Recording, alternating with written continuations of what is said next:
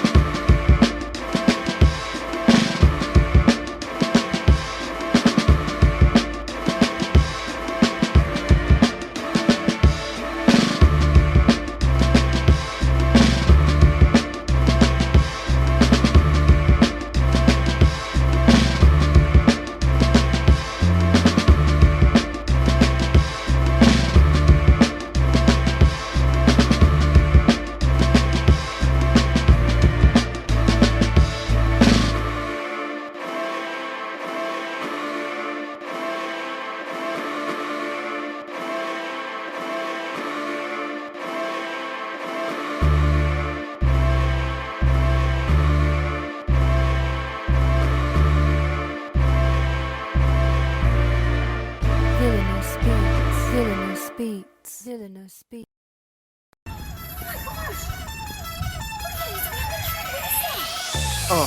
In the sky, it's a bird, it's a plane. Flying high, I emerge through the flames. Have no fear, I'm here, so stand back. Melanin activate, the name is super black. In the sky, it's a bird, it's a plane. Flying high, I emerge through the flames. Have no fear, I'm here, so stand back. Melanin activate, the name is super black.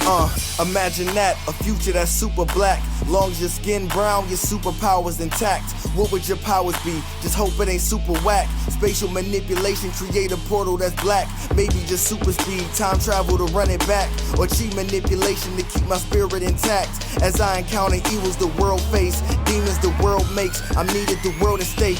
Rest in peace to Chadwick, they killed all the Black Panthers. Told us white lies, I still marvel at black answers. Suits in DC, pray it lead to a civil war. It ain't no Justice League, what's the need to be civil for? Propelled like the juggernaut, it's clear ain't no stopping this. The world in grave danger, who can stop the apocalypse? They killed all the heroes, the new ones don't really care. But if you need me, put your fist up in the air. Yeah, in the sky, it's a bird, it's a plane. Flying high, I emerge through the flames. Have no fear, I'm here, so stand back. Melanin activate, the name is super black. In the sky, it's a bird, it's a plane. Flying high, I emerge through the flames. Have no fear, I'm here, so stand back. Melanin activate, the name is super black.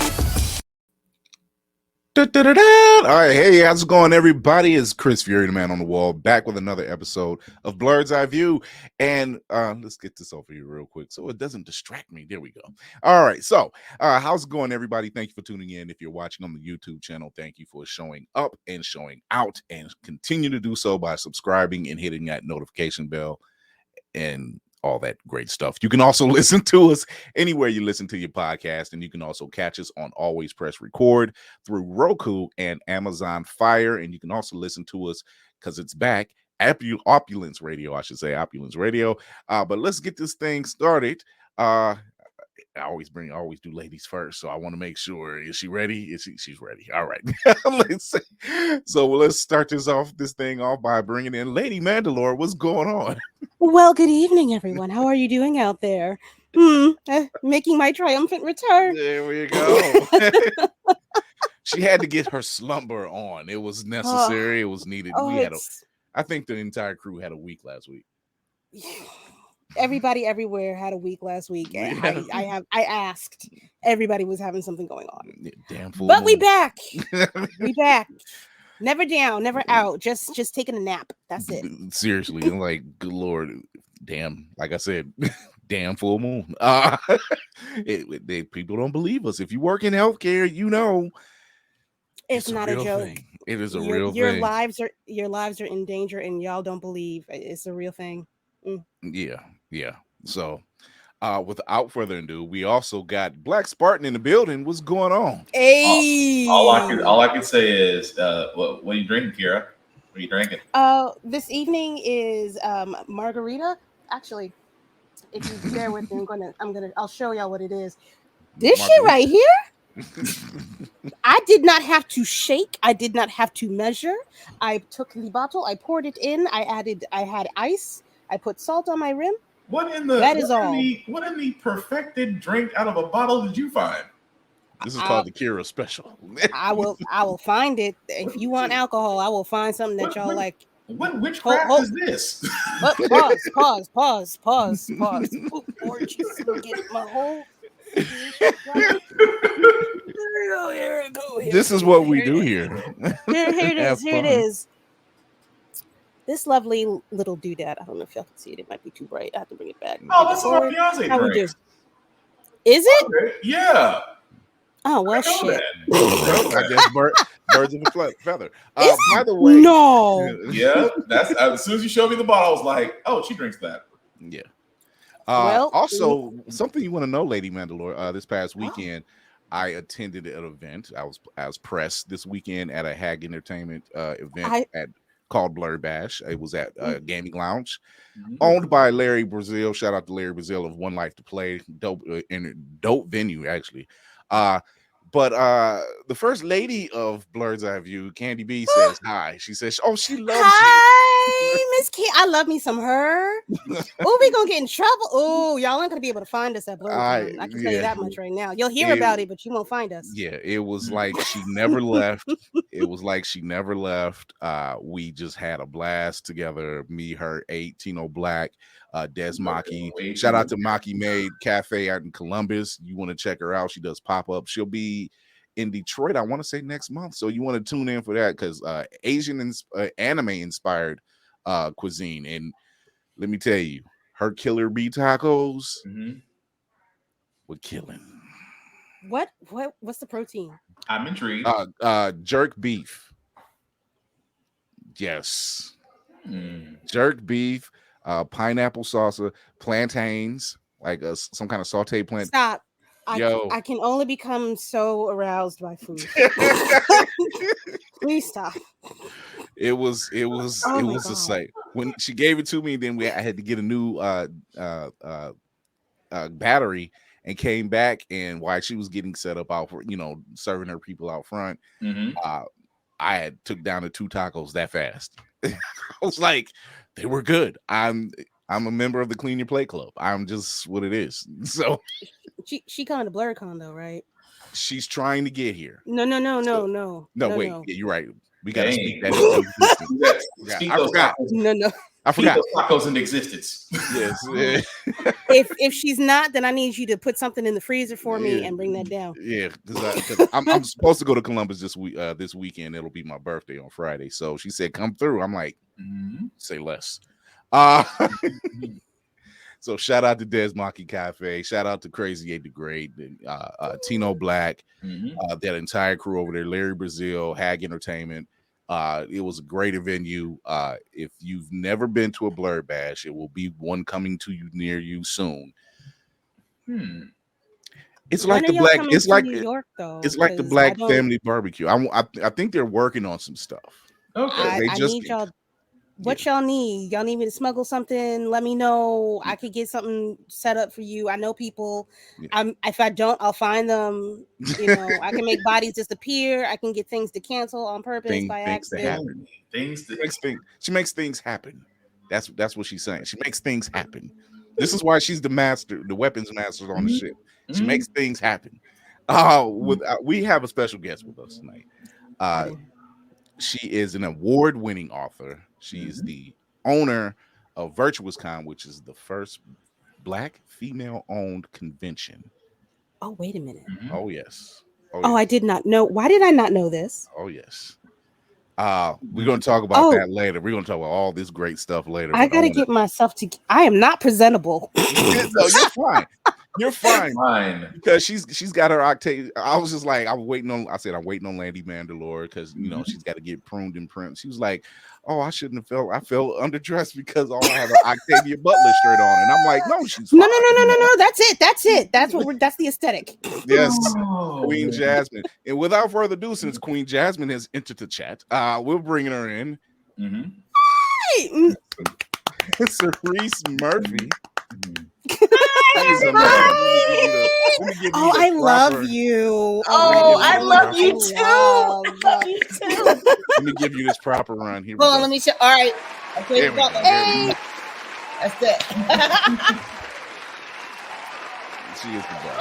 Yes. Thank you so much for having me. I'm so excited to be here. All right. Okay, y'all can stop. I swear to God, we do this every week. You know what? Like, I know a guy that knows a guy. How's it going, Cerise? It is going so well. I'm so excited to see you guys. Lady Mandalore, I wish I had your drink. I don't know why. I'll but send you. I didn't want to embarrass myself. That's why I didn't. I always find our tribe. I was like, come on, Cerise. Listen, look, you see, it's only this much. This is my first one in this. Them eyes went up. I want to hang with you. I just don't think I can. But I want. I can't do this. Oh, this is a lie. Don't believe all this. This is a one and done. I can't do much more than this. I'm switching to look good. Make it look good. So, Cerise Murphy, we're going to talk about all your accomplishments and what you have planned. And I know recently you just had VirtuousCon. We're going to talk about that shortly. But how have you been? Oh my gosh. I was thinking what happened last week when you guys were like, last week was the week. My kids were on spring break. So I took off of work and everything and really shut down. So it did look crazy when I peeked in, but see, then I shut it all down. I was like, nope. I stay in a bubble of calm and beauty. And I'm writing and I'm trying to get back into that after VirtuousCon. So I was just like, no, you cannot have any of my brain space. Sorry. There you go. It's always about a bubble. That bubble, that mental space. Cinematic Assassin says it every time. He says it every time. See, you got this bubble. You don't really need to talk to anybody else. No. I run the entire show, and if they act crazy, I'm like, "Why are you here? Why are you here? You don't get any shine. Goodbye." So banished, banished to the shadows. What about over there, Father? Anytime, wherever the shadows touch, we don't go. Let me put this down. That's all. See, this is how you know. This is how you know you're amongst your tribe when you can reference anything in pop culture, and they get it. They giggle. We giggle. It's like just know. You know when you know. But you know what? We got a lot of news to cover. Yeah. So let's get into it. Let's do it.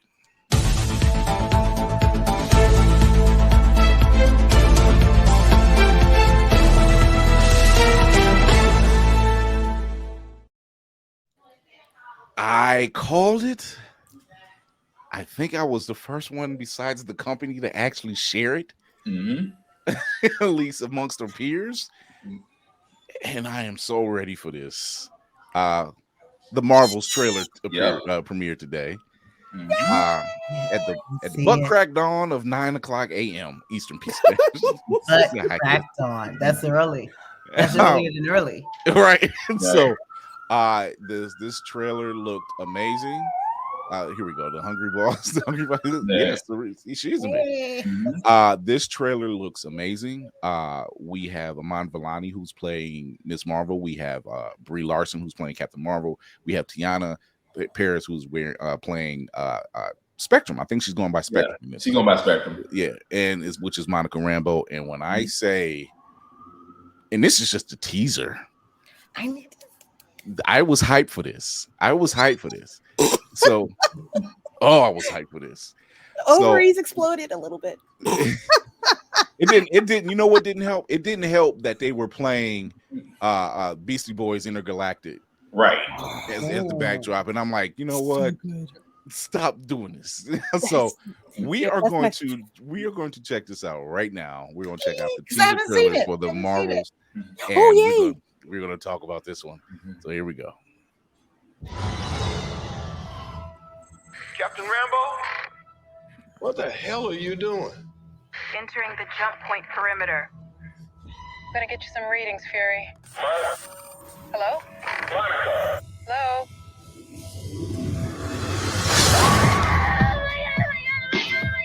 Captain Rambo?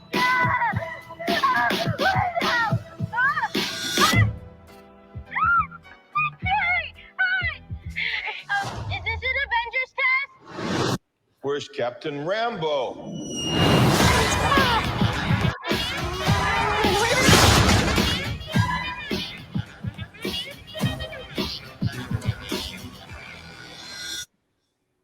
What the?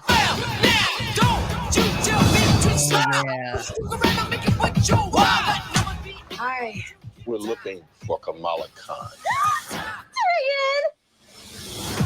Okay, so our powers are entangled. I can manipulate light energy. And you... I can totally show you. No! I'm not again! Hi. Where's our daughter? Wherever you were.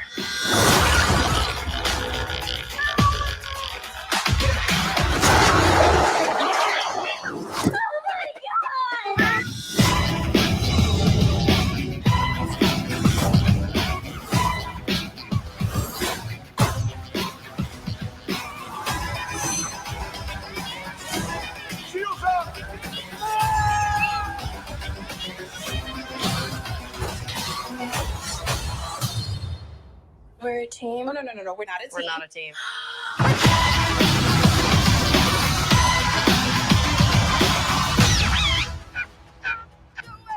That's exactly what I did. That's exactly what I did at work. I was like, ooh.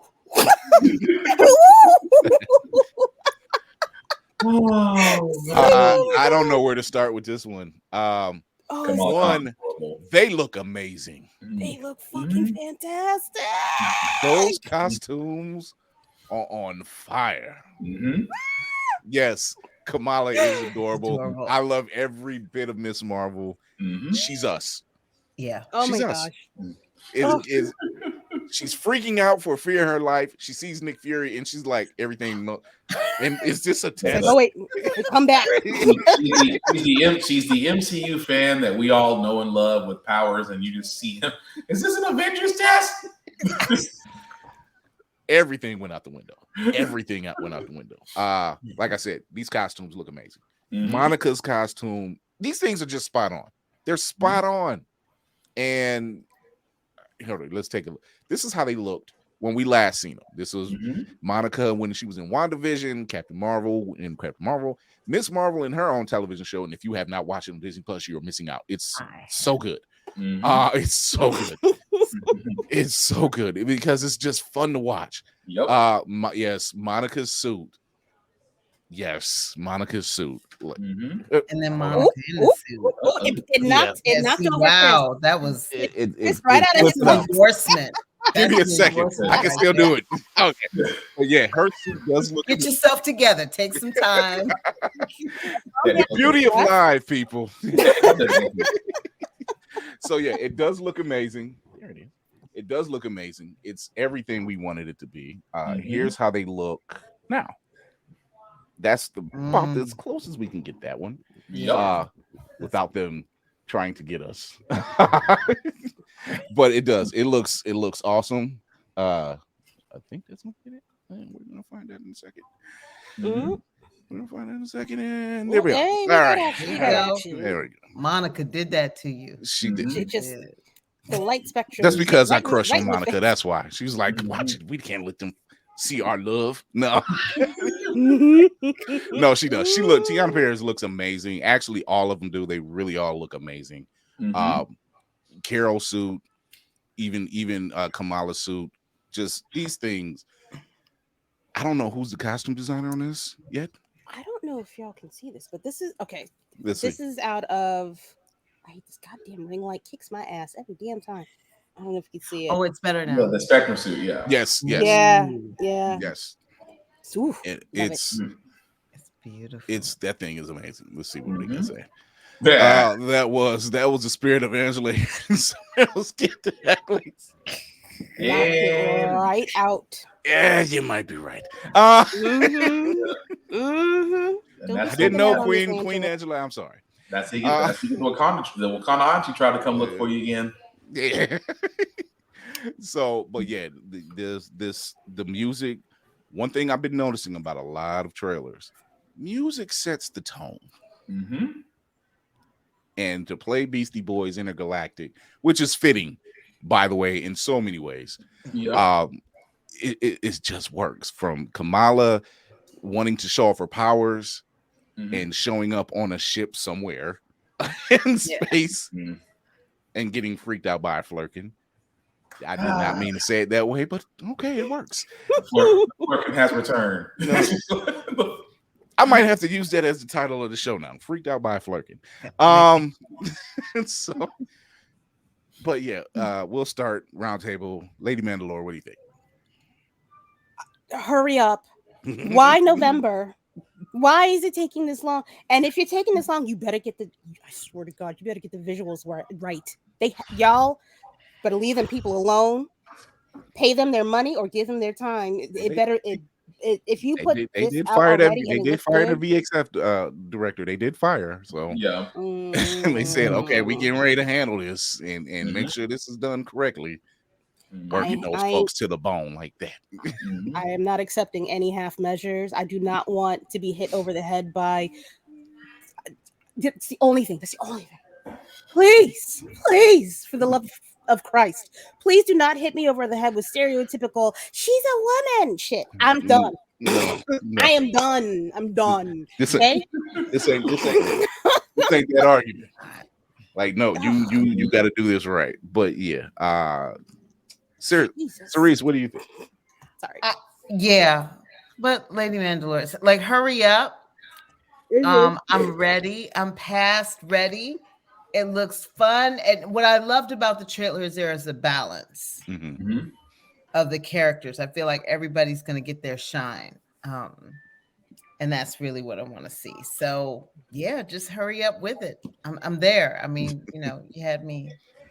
And I sat up there and pulled up title and was playing Intergalactic on the way home, just on the ride home. I was just like, yeah, this is this. I've always loved the song. It just made you go back into it. I'm like, Black Spartan, what's your thoughts? I have questions and theories that I'm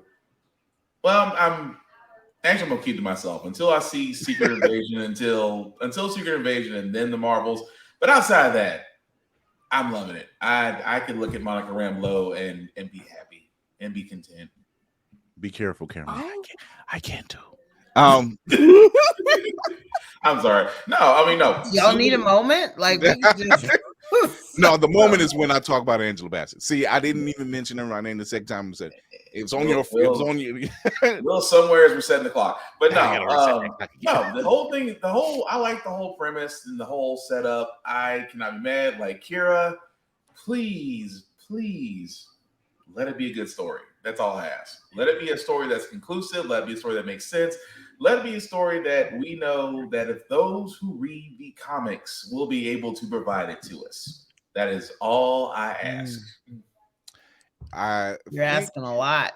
I'm a DC fan. I ask too much. Yeah, you've been getting punished enough. You've been getting punished enough.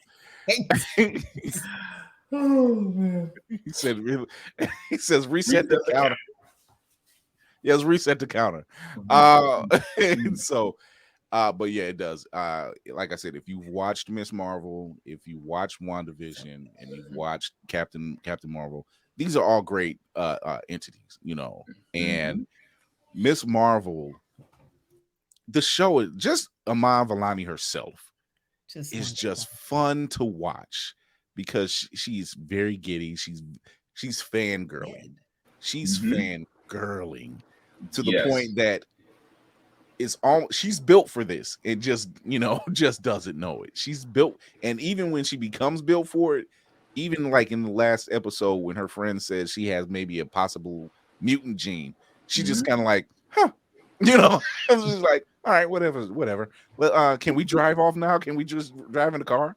So it's always fun seeing her perform. You know, I love the fact that when they come to the door, she's in full costume and her family's around. So like there's no hiding. Right. I love this. It's something about this, and we've been seeing it lately.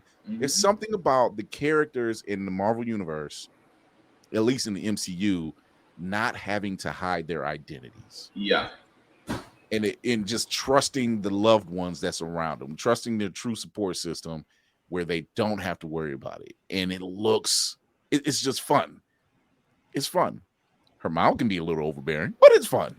I mean, it's not that bad. It's just that she's very headstrong. She's very headstrong and very secure in her answers. This is true as well. You know, we've seen it with May in No Way Home. We've seen it. We might see it in Across the Spider-Verse. We don't know. That looks so good. No, that's definite. That's definite. You know, something might give. So he says, isn't it weird that the random girl from Jersey knows international super spy Nick Fury on site? Right. When you know, hey, when the girl does her homework, she does her homework. Black Widow files, though. The Black Widow files, right? the girl, she does her homework. She knows what she knows. Thorough. Very thorough. But yeah, it's really good. I'm excited. November 10th is this release date. I can't wait for this thing to come out. It's only 7 months away. Yeah. Yeah. Talk about the carryover. Right. Talk about the carryover. Oh my god! But yeah, I'm waiting for that one. In other news, we have. Let's start here. We already have the trailer for Star Wars Vision. We back, baby. And the first thing I thought of, I'm like, because it's a vignette, you know, like season one is a vignette of different art studios, and I'm like, I wonder if we need a black animation studio. Where's We Are Martian B? And then I stop and look. Desart Shinto Studio, which is a black-owned animation company, is part of this whole thing. Yep. Yay! So about goddamn time, yeah. I'm hyped. I guess we're gonna look at this trailer too. But in the meantime, it's just fun. Oh yeah, this type of stuff going down. Get it. I know that look. I know that look.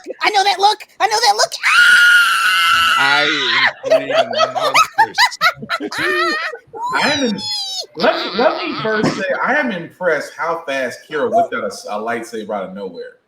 I know. Kira has hers at the ready. What are you talking about? I had to roll Always. to the side. Yeah. Always. Jeez. I mean, Cersei has hers When to a the Sith will side, roll and up, Kira though. has hers on the end. I'm like, y'all just whipped out lightsabers both that fast? You don't know when a Sith is going to roll up. You know, Exactly. Master. Oh, I like you, Part of that is Cersei. I we- like we- you. I like you. Weapons master. I don't know where I don't know where I'm finding these powerful black women, but I love it. I love it. They got that thing on. They got that Always, thing on. always, baby. Hey. Oh my god. So let's check out Star Wars Visions Volume 2. Let's see what this is going on here.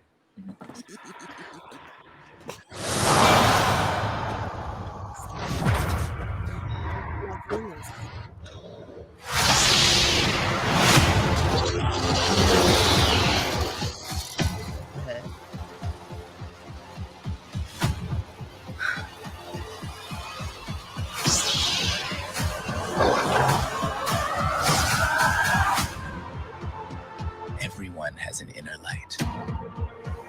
Follow the light. I always knew you were meant for bigger things. What if you just keep going? No need to fear. There are others like you here. I saw it myself. She has special powers. Can you get your porta potty off the starting line? She's a total... Exactly. Don't be afraid. May the Force be with you. It's showtime. Whoa. The storm is approaching. I can fight them. I'm strong enough now. No one is stronger than them. We can beat them. No! You there. Hold it.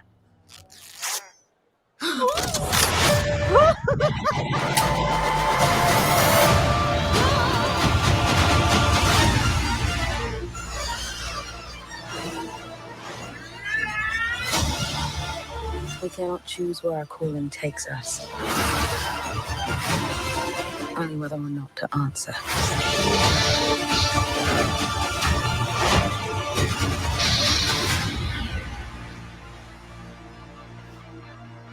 I can't.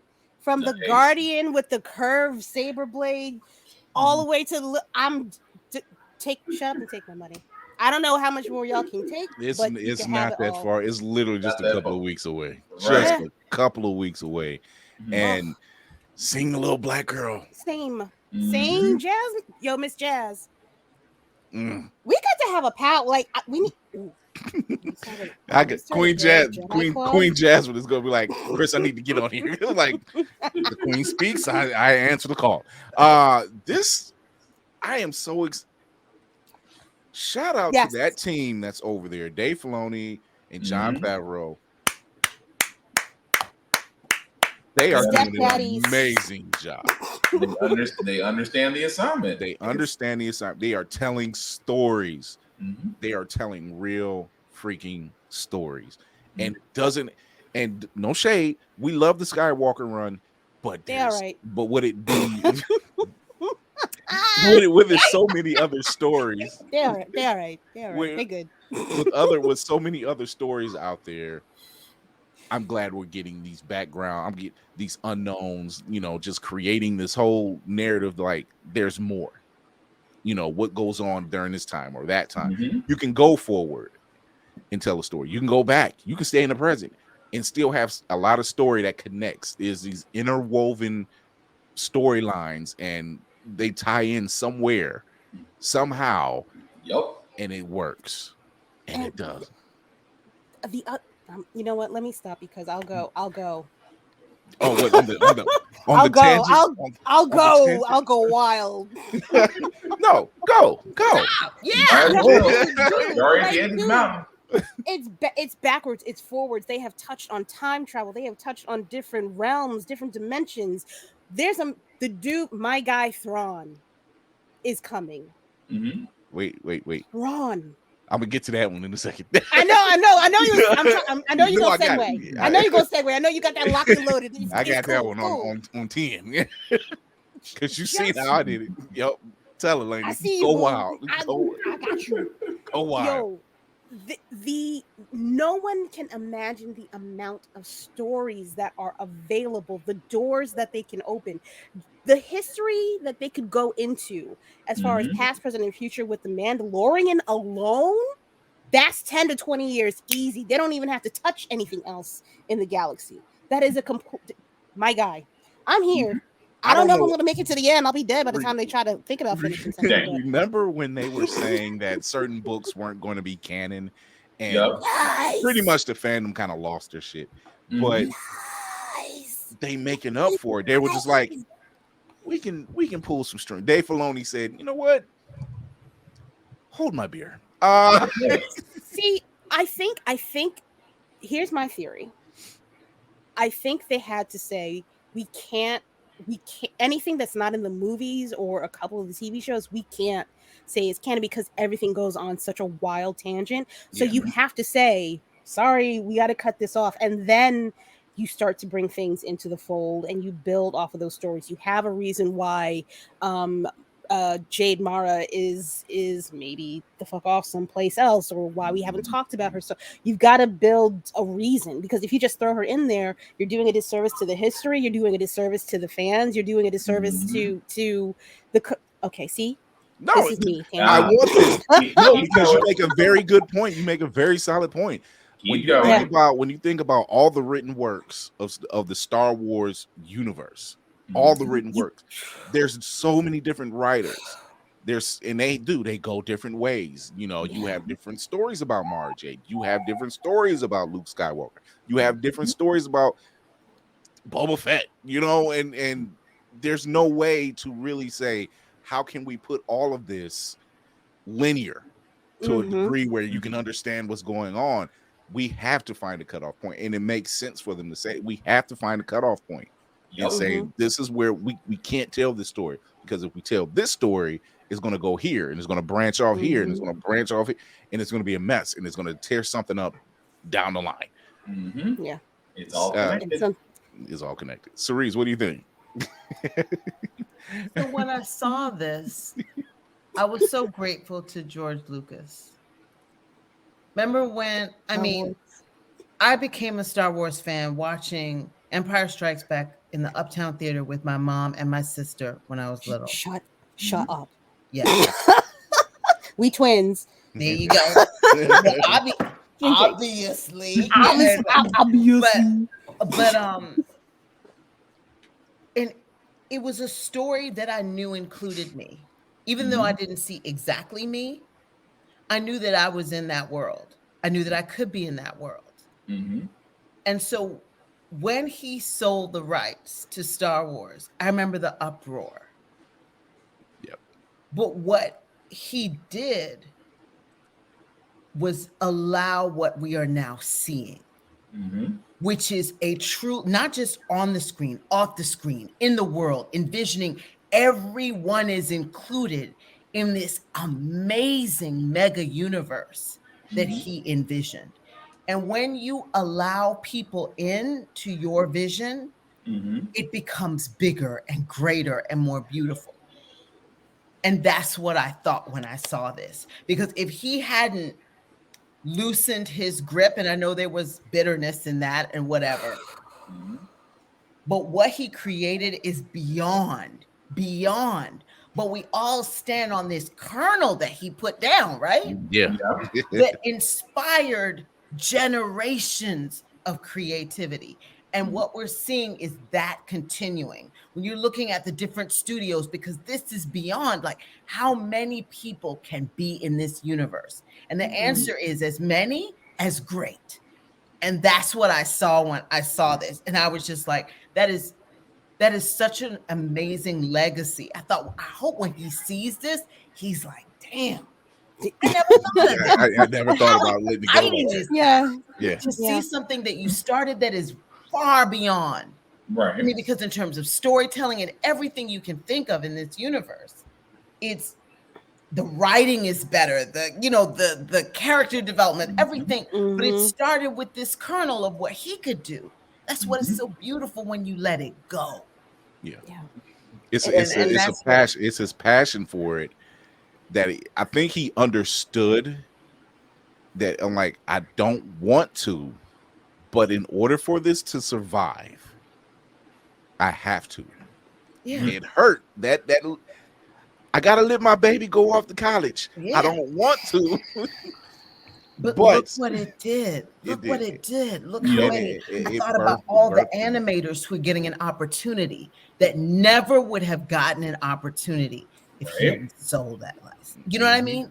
Yeah. People who, I mean, everybody, you know, Anika Noni Rose is in there somewhere. You know, just all these people who want and have been inspired by this world and who have had a different vision of how it could be that we are now getting. It's just, like I could go on, Yes. but I'm just really excited by that. And I hope wherever he is, as he's looking at it, he's proud and Oh, yeah. he's grateful because it's, you can't get away from, he started this, giving himself a heart attack in the desert.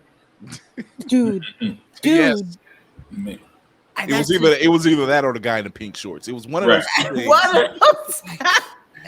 I mean, so I just, as a creator, I'm just in awe of what he started.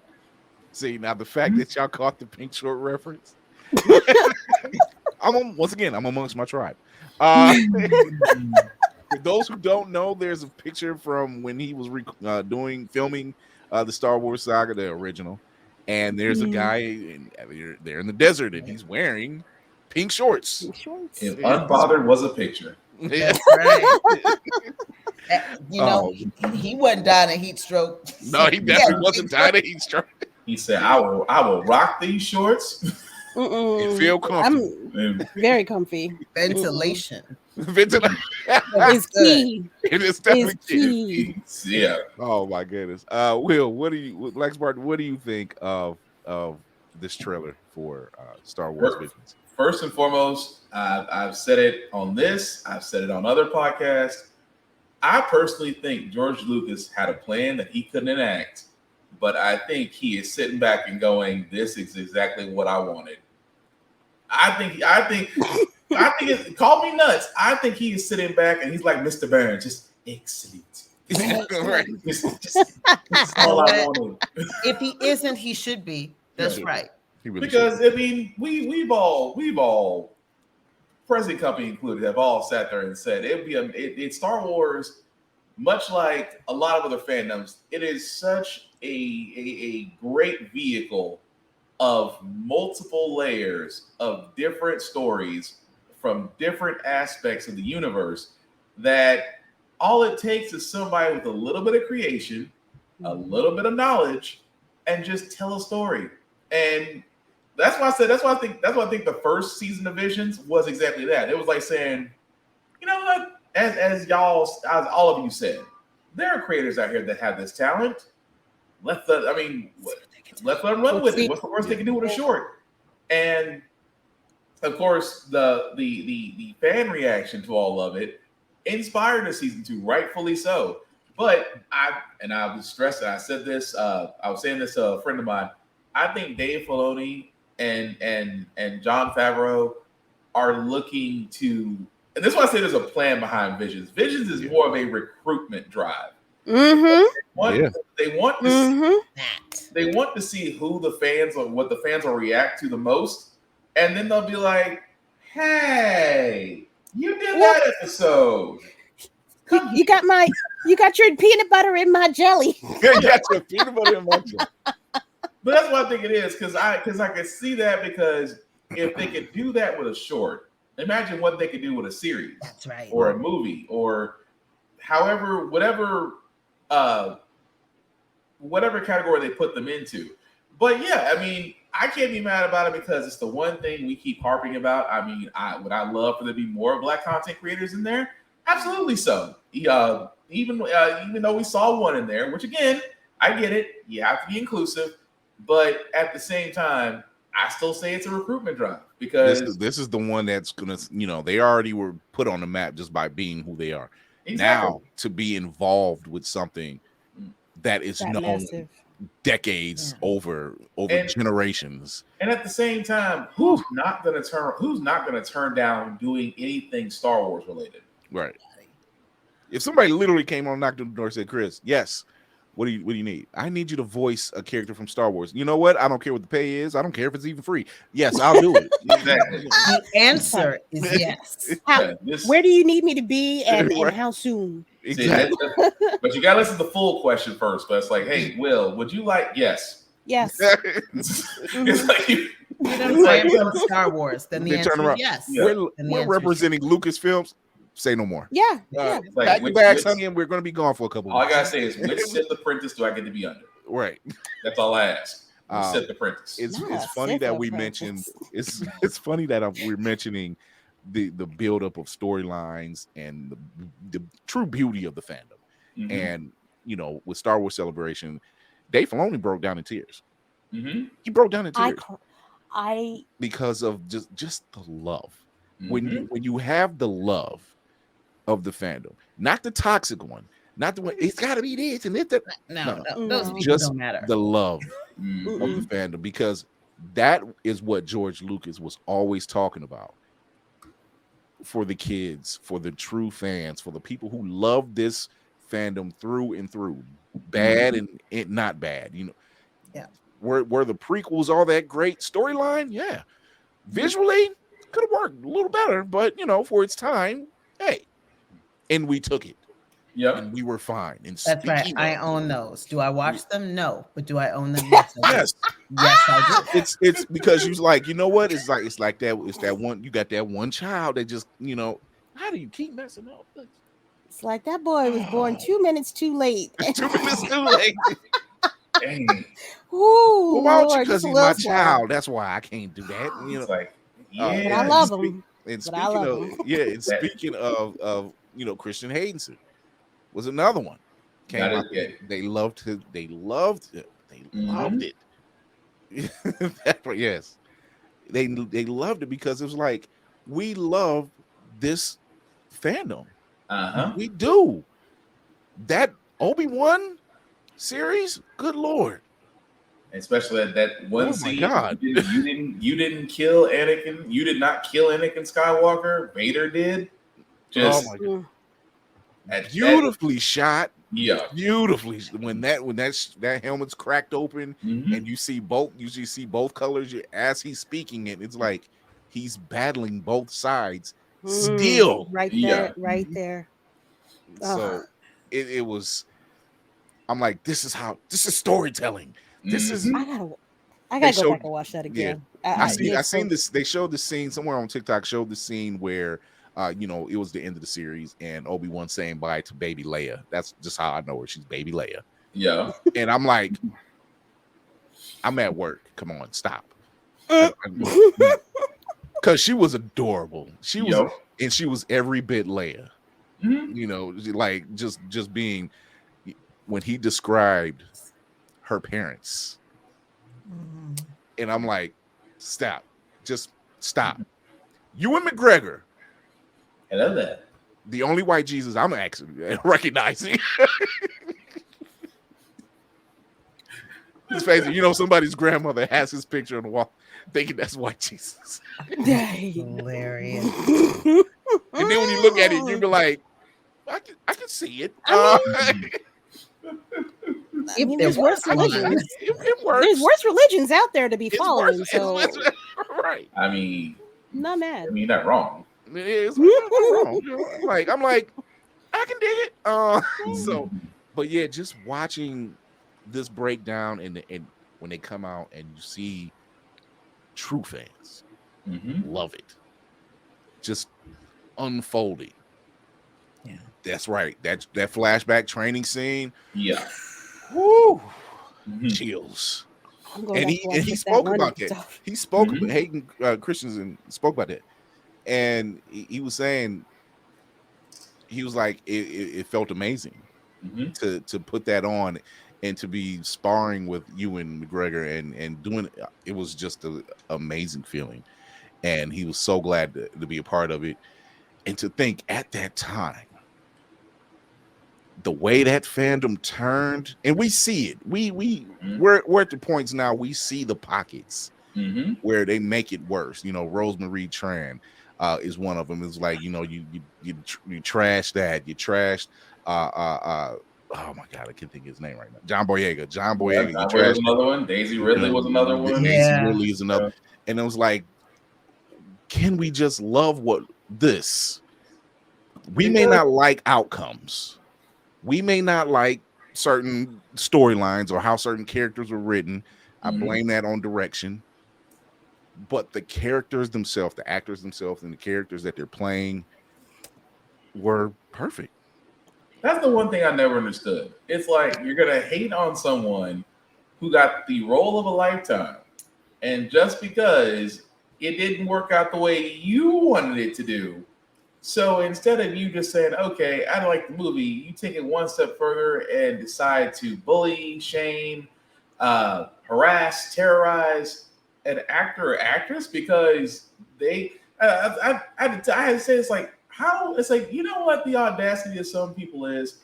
How in the world can you hate on somebody who got something that you may never get? That's why. That's that jealousy. And I was like, you being generous with that May, they not gonna get it. They not gonna get it. They're not. I was like, I just. That's why I always come to. It's like you may not like Rosemary Tran's character. Okay, fine, but she got to be in 2 movies. You got to be in 2 drive-thrus at Popeyes. You are not the same. You still put money in her pocket. So. The check done cleared a long time ago. She ain't worried about y'all. She shouldn't be worried about y'all, even though. Right. But that's the thing, though. It's like, imagine that all you wanted to do was just enjoy the fact that you got to be in that type of role, but you can't enjoy it because of some encourage. I'm trying not to cuss tonight. Incorrigible. He's got. Can I be your sentence enhancer translator? Go ahead. You can say. Yeah, these motherfuckers right here. That's her. Lady Mandalore. My kids are not here, which is why I am. Feel free. Lady Mandalore will be playing the part of Luther, the English translator. There you go. I believe in getting it in. Don't worry. Oh man. No, that's what it is though. It's just like, that's the one thing I've never understood. Like, okay, I've always said this. I can't stand Snyder films. But do I hate on the actors themselves? No. I don't hate on them just because they got the role. Good for them. But you know, just some folks can there's like Chris said, you just got those really toxic fans that need to go outside and go and hug a cactus tight. Not let go. Just embrace the thorns with every inch. Just sit there and hug it and get that hug that you never got from your parents. That's what you need. And don't blink. Right. Eyes wide open. Right. Oh my God. Just stare lovingly into those thistles and just say, "I am so sorry, mother." Yeah. we even have Daisy Ridley's returning as Rey. It's Rey Skywalker, as she's adopted the last name. So, you know, her trying to rebuild the Jedi Order. So I think they said 15 years later. So 15, 20 years later. Yeah. I'm with it. I'm okay. Here's the thing. It's all about the writing. It's all about the writing. But there's also a wonderful loophole in it.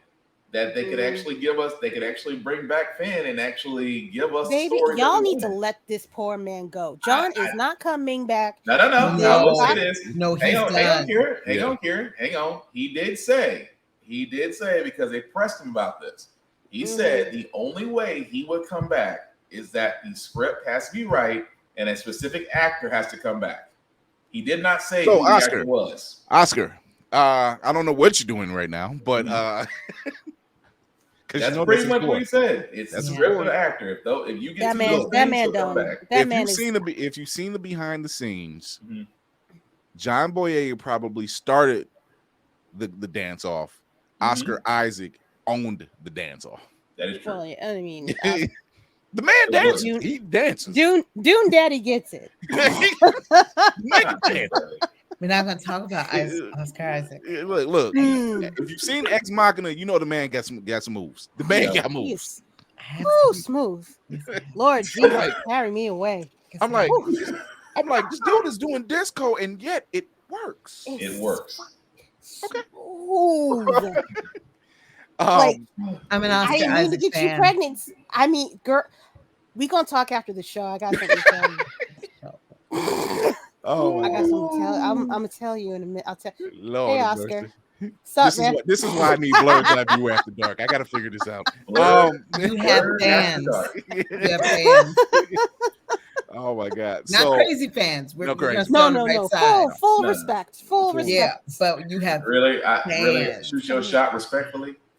Respectfully. If his wife wasn't in the room, I would have. We are objectifying you respectfully, with all the love in our hearts, with the utmost sincerity. Oh Lord! I wish you nothing but the best in your life. May your mother and father continue to be blessed. That's right. Blessings upon your house. Hey to your wife. Oh my and God! The kids. There you go, and the kids. And the kids. Amen. In the other trailer that was released, Ahsoka was released. Yes. My gosh. This last time we seen Ahsoka was in Mandalorian season 2. Yep. Yeah. Or was it Boba Fett? No, it wasn't Boba. No, you're right. You're right. No. Because we look at Boba Fett as like it started out Boba Fett and then it went to like season 2.5 of Mandalorian. So oh, I think it's all right because he had to go pick up Grogu from the he had plant. to go pick No, Grogu it was Boba. It was Boba. Yeah, it was. That's the last time we seen her. Rosario Dawson kicking ass, really just doing her thing, and this was fun. This was really good, and I'm like, I was waiting for her. Oh God, I wasn't sure about her at first. I really wasn't sure. I just once he showed improved. But then I saw her in Mandalorian. I was like, I was wrong. It's okay to be wrong. I can admit it. You know what I mean? I was like, I'm sorry. I didn't get it. It didn't. The synapses. No, seriously. You had a moment. You're not wrong. It is okay to have doubts until validated. I will side with you on that. That's fine. But I saw her and I was like, oh, you got it, girl. You got it. So then I heard they were doing the series. I was like, naturally, this is what you should do next because she obviously owns. We need this story. Yeah, so we need this. No, she was wonderful. So here's this trailer for Ahsoka, the long-awaited series. We're gonna play that one right now. Something's coming. Something dark.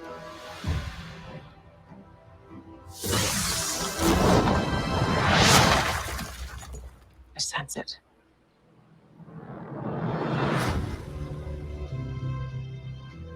This is a new beginning. For some, war. For others, power.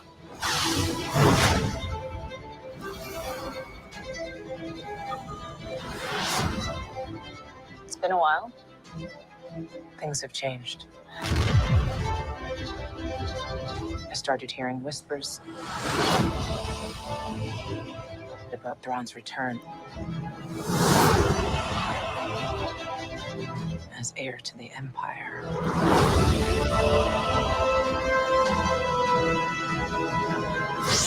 We have to prepare for the worst.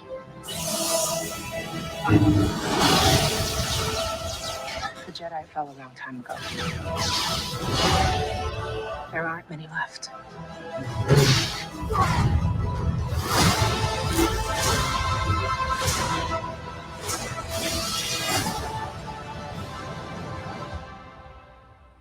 Perhaps it is time to begin again.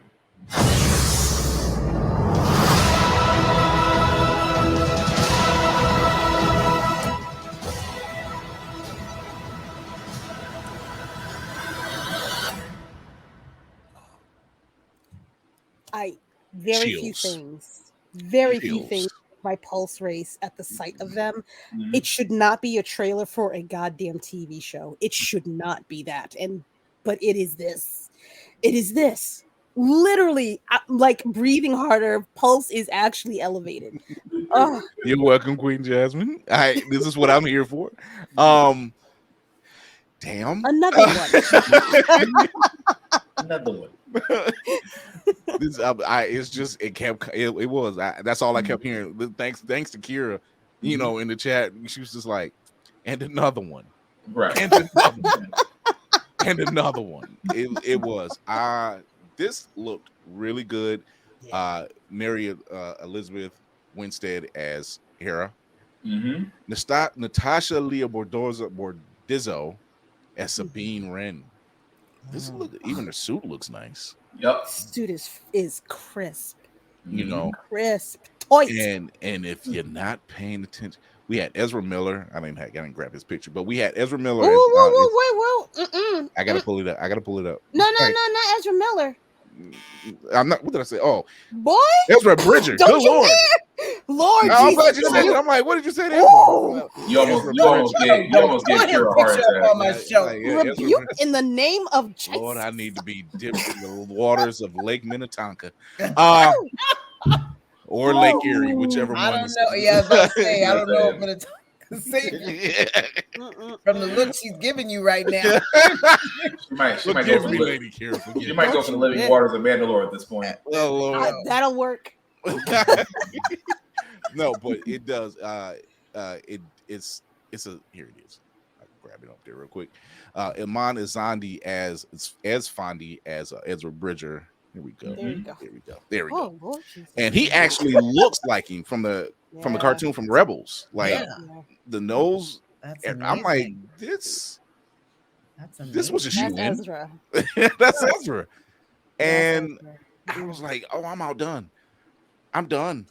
I'm done. But here's the thing. When they mentioned Thrawn, me and Lady Mandalore were like, oh yeah. It's a wrap. My body's ready. I've been waiting for this my whole life. Lars Mikkelsen. I got first looks of Lars Mikkelsen as Thrawn. Mm-hmm. There he is. Mm-hmm. Don't ask. Ooh. Don't ask. Ooh. But it. Who you screenshot stole? I'll tell him. Reddit did it. Some of these big old apple head right in the middle of the damn view. Rude. Look, I tell you this what. We got enough though. We know it's real. Identity verified. They don't call me the man on the wall for nothing. I'm gonna get my files. Me and Nick got an understanding. But yeah, this is a vibe. This whole Star Wars celebration was a vibe. They've already announced it for Japan for next year, but I'm not going to Japan. B, it's 2025. It's not even 24. 25. And just it's chills. This entire setup, and that's just those two Star Wars trailers. They talked about the Acolyte. They talked about the stuff Dave Filoni is writing, stuff that John Favreau. I'm like, y'all not holding up. Y'all. Skeleton Crew, final season of the Bad Batch. Season 3 for the Bad Batch. Yeah. They're still making announcements. Still. Oh, they're gonna get all that money. Oh my God. They can have it last time. That's right. The mouse collect on that investment. Somewhere right now. Yeah. Somewhere the mouse and George Lucas are sitting back and they're just like, I never thought. Yes, I didn't either, but I'm glad we did. Mickey going, look at us. Look at us. Look at us. Just look at us. It's that Paul Rudd from Hot Ones. I'm like, look at us. Who would have thought it, huh? That it's a lot of fun knowing, and it does my heart proud knowing that we're seeing these iconic characters because they're coming from iconic roles, already. Star Wars Rebels and Clone Wars really did set the map. It set the map. Dave Filoni was behind that, and it set the map. And he was like, now. But the funny part about it was that started in the same way Disney Vision started, because they did not give the Clone Wars and Clone Wars Rebel a shot. No, they expected that to really be a one and done, and look at it now. Was it 20, almost 15 years later? Yeah. and it's a major thing. It's a major Bad Batch. It's a major thing. These are, I'm like, who would have thought that these were the stories that we were looking forward to, that we were waiting on, that we deserved. You know, y'all talk about us in superhero movies. I'm like, it's the same. I'm like, y'all don't understand. I'm a fan of all this stuff. So and I'm don't get fatigued. That's no, there's no fatigue involved. Not at all. When y'all be like, I'm tired of it. No, my dear. No, you're not. You didn't pace yourself. That's the problem. Yeah. I'm like, if I just especially when you see certain characters we've always wanted to see come up on the main, whether it's the whether it's movie screen or television screen or just a short, the fact that you get to see them. Like again, when Thrawn was announced, and then you saw Lars Mikkelsen's, tall but yet he doesn't got, the man doesn't have to act. He just stands there and just looks menacing. Yeah. That's all he does. Those Mickelsons, there's something else, because it's just like, okay.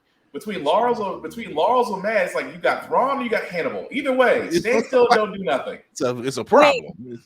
Wait, they're not related. Shut up. Yeah. Yes. What the fuck? All right, fine. Yes. Hannibal and Thrawn are related. It's just like it's like the scar. It's like the Hemsworths. Yeah, it's like the Hemsworths and the Skarsgårds. Yeah, they're all related. Yep. I can't see, but I don't see. Like it don't. The acting without saying nothing is there. Just that somber stare into the camera. It's there for both of them. Good God. They've gone to the school of Giancarlo Esposito. That's where they've gone to. Like, let me tell you a story with just my eyes. Right. They sit around the round table and try to psych each other. Imagine that poker game. Hey, God. Gus.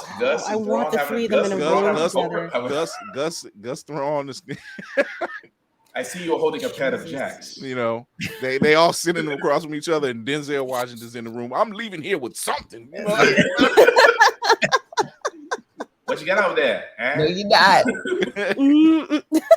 No, but I am so excited for what was brought to Star Wars Celebration. Is like our precursor to San Diego Comic-Con. Yeah, it's like our precursor to it's like the warm up, and we're just like, all right, what's in your court? I was like, what else you got? Because right now we're just ready, and it's just April. Mm-hmm. I said it before. This summer is going to be wild. Yeah, summer is going to be wild. I'm telling you, by September, we're gonna sit like this. Not the itis post cookout. Oh wait, y'all got pound cake? Hold on. What? Not the itis post cookout when the ribs and the hot dogs all meet at the same time. Yeah. Y'all still got cobbler left? Wait a minute. All right, hold on. Let me go upstairs and just change my pants. Where's my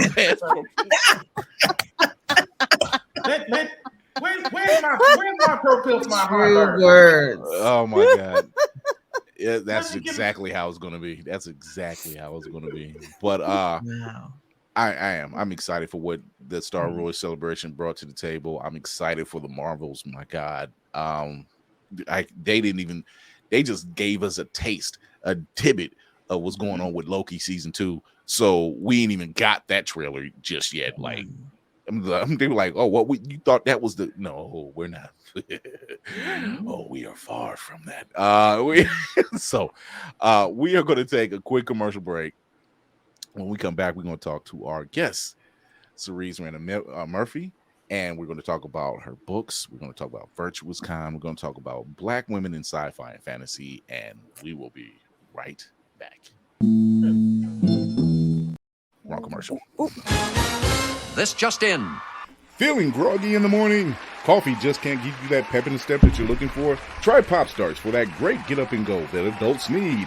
Pop Starts has the vitamin and nutrients that only grown-ups can partake in, and with flavors such as tossed salad and scrambled eggs, and Jack Daniels and Bud Light flavors to start your day or end it.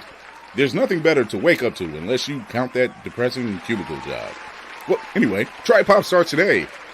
Pop Starts is not part of the Kellogg's Corporation. Pop Starts could give you diarrhea. Pop Starts are not found in your local grocery store.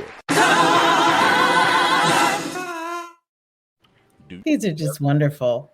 I do. I'll give you one more. Do you like your pancakes patted, your biscuits buttered, your cakes fluffy? Then you should get Mother Butters. I put that on everything. Pasta, veggies, rice, and everything nice. Mother Butters will get you right. Oh yeah, GMO free, and for those who are vegan, Mother Butters has a non-dairy option. That's right, there's enough Mother Butters for everyone to enjoy. Get Mother Butters from your local grocery store. Hey man, what you doing in my kitchen? Where do you even? I'm a evil genius. I have Doom and Lex Luthor as my advisor support system. Geek Bar said, "Yeah, toss salad and scrambled egg." But we have our guest with us. I'm gonna put her up front here. Let's get her here, and there we go. Oh my God! Yes. It's fine. You're fine. Cerise, Rennie Murphy, we are here to talk about what you have brought to the table. I don't know where to begin. I don't know where we should end. So we'll just start with an award-winning writer of Black sci-fi books such as The Seers, Hunter, which is your latest one. And here we go. So the pictures right there. Hunger, Order of the Seers. Yeah. And these covers sold. We're very visual people. That's right. We like to take that on. And also Virtuous Con. So let's start off with Virtuous Con. Okay. How did that come to the birth of Virtuous Con? How did that come about? Okay, but first of all, thank you for that. But before we start, you said something that I've got to correct. You said I'm the first Black woman to run a sci-fi convention, and that, thank God, is not true. Okay. There have been wonderful women before me that started Blurred City Con and MomoCon. And I want to acknowledge them because they are the ground, they are the foundation that I'm building on. Maybe first, I stand corrected. Yeah, maybe the first Black woman for a online sci-fi convention. Yes, but they started their in-person conventions years and years and years, when I wasn't even thinking about it. So I want to acknowledge them first because they fought battles I didn't have to. I am not above being corrected. I'm very humble. The good news is, thank God that's not true. I mean, it would be really tragic if it was. But, so the birth of Virtuous Con. Yeah. How did you come about? So, it's 2020, everything's shutting down, and I credit my whole writing career to sci-fi conventions because when I started with my first book, Order of the Seers, in 2012. The message was pretty clear. There was no audience for my book because Black people didn't read sci-fi.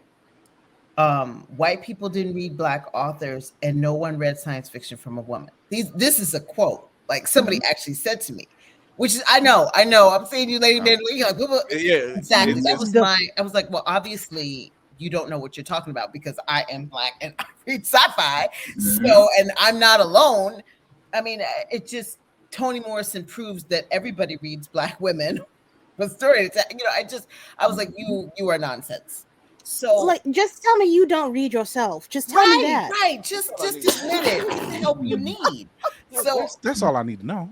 So, but fortunately, the quickest way to get me to do something is to tell me I can't do it. So, whatever. But I say all that to say, when I did my first sci-fi convention, I sold to every type of person. I broke down all of those notions. And so I know how important sci-fi conventions are to independent creators, Black independent creators. So 2020 is coming around, things are shutting down and people are going virtual. But what's happening, the panels are great. What's happening with the vendors, with the artists, is they're giving us links to put in in some chat room or something like that. And to be an independent creator, by definition, means no one knows who you are. How we sell our stuff is we introduce ourselves, we tell you about our products and why we're passionate about it, and that's how we make that sale. So I knew we needed an alternative, because if Link sold stuff, we would all stay home. I was looking for a way to recreate the in-person experience for independent creators, particularly Black creators, because it was also 2020, and it was everybody remembers that time. It was, I mean, it's always difficult, but it was particularly horrible. And I was very aware, like I said, I have 2 kids, and I kept thinking, what do I tell them? What do I tell them to keep them hopeful? Because I can't, tell them you are a hunted species. You know what I mean? Like, that's not a way forward. And I really thought, what will I do? And I really thought back, I was like, how did our ancestors do this? And I came through a lot of prayer and thought, I just realized no matter what was going on with us, we built. When the dogs were chasing us, when it was, threat of death, we taught ourselves how to read. When they were burning down our cities, we were still investing in the education of our children. No matter what was going on, Black people build. And I thought, that's what I need to do. So it became a focus from independent creators, but really to focus on Black creators, because I knew there was a narrative about us. Hollywood loves a mad, bad, sad narrative about Black people. But the truth is, to be Black is a spectacular, joyous experience most of the time. That's the community I know. That's the community I live in. That's the reality that I live in. And independent Black creators are telling those expansive stories about us all the time. In fact, many times that's why they're independent, because they can't get published with traditional sources that only want mad, bad, and sad stories about us. So I thought, how can I lift this narrative that I know is already out there of Black people doing expansive, wonderful things, and help people discover that in this BS that we are dealing with right now? And that is the birth of Virtuous Con.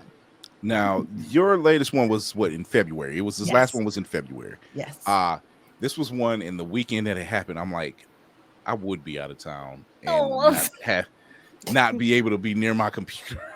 Like, don't worry, the links for all the vendors that were there are still on our website, and you can get access to all the panels, which were absolutely amazing, so humbling. Let me give you this. Come on down. There we go. All right.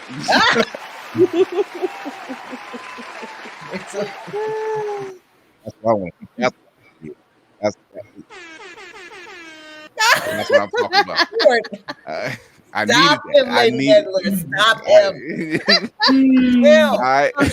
No, he right. He keeps the electricity on. I can't tell him no. Literally, if I say the wrong thing, it's boop. No, I don't. You're welcome. Jasmine LaFleur says thank you for Jasmine LaFleur says thank you for Virtuous Con. She's an amazing person. Queen Jasmine. She did an amazing panel at Virtuous Con this year. We're so grateful because again, that narrative of joy and beauty that is everything in our community. Jasmine has been doing that with Black Bay Day. She's been doing that. It makes me happy every time I click on Instagram and see some little brown fairy. It just makes my day. And that's what we need. That's what we need to remind us that we are a spectacular people with a spectacular tradition. And regardless of the narrative, the popular narrative, the vast majority, the reality is that we are spectacular beings, and we should move in that vein all day, every day. This is what I find enjoyable, is knowing that there are women of color working in writing these, like you said, these fantastic narratives that we really have been wanting for a very long time. That's right. Me and Lady Mandalore have said it time and time again, we are huge fans of what's the show, Kira? Oh my God! Wait, no, there's so many. Oh, you caught me off guard. Oh wait, Oh. you know I've been drinking. What's wrong with you, man? Okay, You can't be low calling me on cap the spot country. like that. Good Lord, yeah, that one too. We're huge fan. We're huge fans of Misha Green, and Oh, like God. what she brought to the table and what she had planned. Lord have mercy on our soul. We were in for a ride. Yeah. And I still hope to pray that one day we get that, but We will in some form. But In some when we form. see stories that really exemplify us Mhm. and lift us up and put us in a way and put us in a light where we get to really tell that positive spin and say, hey, we don't have to be these negative images, these negative narratives, and not only that, but be magical on top of that. Yeah. Right. Do you imagine a legion of people of color being literally walking inspired. around with magic? It's a wrap. I mean, obviously we're gonna have a couple bad eggs in the bunch, but that's okay. We hold them accountable, but Yeah, it's the full spectrum of our reality, which is not defined by tragedy. Right. This full spectrum of our reality is defined by triumph. Right. Triumph Right. over anything that stands in our way for 400 years. Right, So prowess it's just, advancement. We are magic.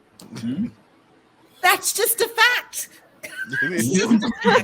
I've heard that. I've heard this narrative.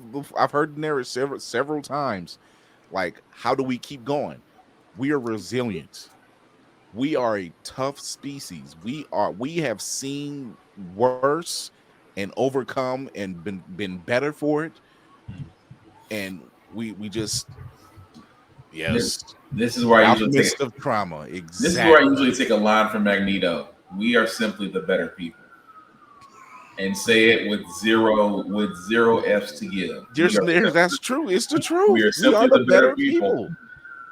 We are the better. And to have it reinforced through sheer acts of cruelty and laziness. You did not help yourselves. You literally, y'all. I mean, I'm sorry. I got New York City in my whole background, but I meant what I said. That's all right. What I would say is this: I don't know if any other group could have done this, but they didn't. We did. And so I think all of the experiences that we've had, I always say, they say we're the descendants of the enslaved and the downtrodden, and we're the descendants of the triumphant. We're the descendants of the smartest, the strongest, the fastest, the funniest, because everybody else died. Everyone else died. This is true. When you have that legacy, what can't you do? Right. What can't you do? And could other people have done it? Maybe, but there's only one group that did. And when you have that condition running through your blood, you look at your skin and you know what it costs to give it to you. It is a tremendous inspiration for me. It lets me know if I can get over myself, I can literally do anything I want. I speechless. That's pretty awesome. And I got around it's with rare for me. I mean, you have a wonderful point. How many times have we heard that in really that same statement echoed in movies and books such as yours? It says you as an accomplished author. It's always it's been said different ways, but the message is still the same. How can you see yourself as inferior when you literally look at your ancestors and go how superior they were, and at the same time you come from them and this beat you? See, that's why for most of us, I know in my mind it's kind of like a big Vegeta thing. Like I will insult myself to get me where I need to be. It's terrible. It's a mental thing. Take I know. the short route, honey. Take the short route. It's a long walk. It's a terrible approach, but it works. But still, okay. But it's a solid point, though. I mean, you look at what has been done and in every aspect of the human condition. You will find us. History, you find us. Finance, you find us. Inventions, livelihood. livelihood, Just things that livelihood things in that have general. helped to advance We our are civilization. unstoppable. We Yeah. are unstoppable. And it's not surprising though. Yeah. Because you I just mean, when give you us have an inch. Ooh, we know Yeah. what to do with an inch, boy. You You like know, when we'll you run a literally company with an inch. We'll change Yeah. the world with them. when you literally have a black woman who just recently discovered a way to kill cancer cells using lasers. Yeah. You know, and y'all If you taking how just long? if you would just fund us, we would fix it. Yeah. Well, eventually we will. We will fund ourselves. Yeah. Oh, That's the yes. goal. That's the goal at this point. I'm Like we don't personally- have to worry. Misha Green just needs to hold on to that story. Eventually, we're going to create a network and a highway where we will get our stuff done. Like I that's mean, going to happen. when you look at black men and black women who are really paving the way, you know, and I read an article yesterday because Tyler Perry and Byron Allen are in a bidding war over BET. And I said, but you know, the word bidding war is such a strong word when it's just two black men that just want to take back a company and make it black again. Pretty much. So we don't have to watch Baby Boy 24/7, or Oh, you know, so you know, put quality television on there. But when you have black women who are in advancing in medicine and education, and black men who are standing up in Congress and will stay in places of government, shout out to those brothers down there in Tennessee.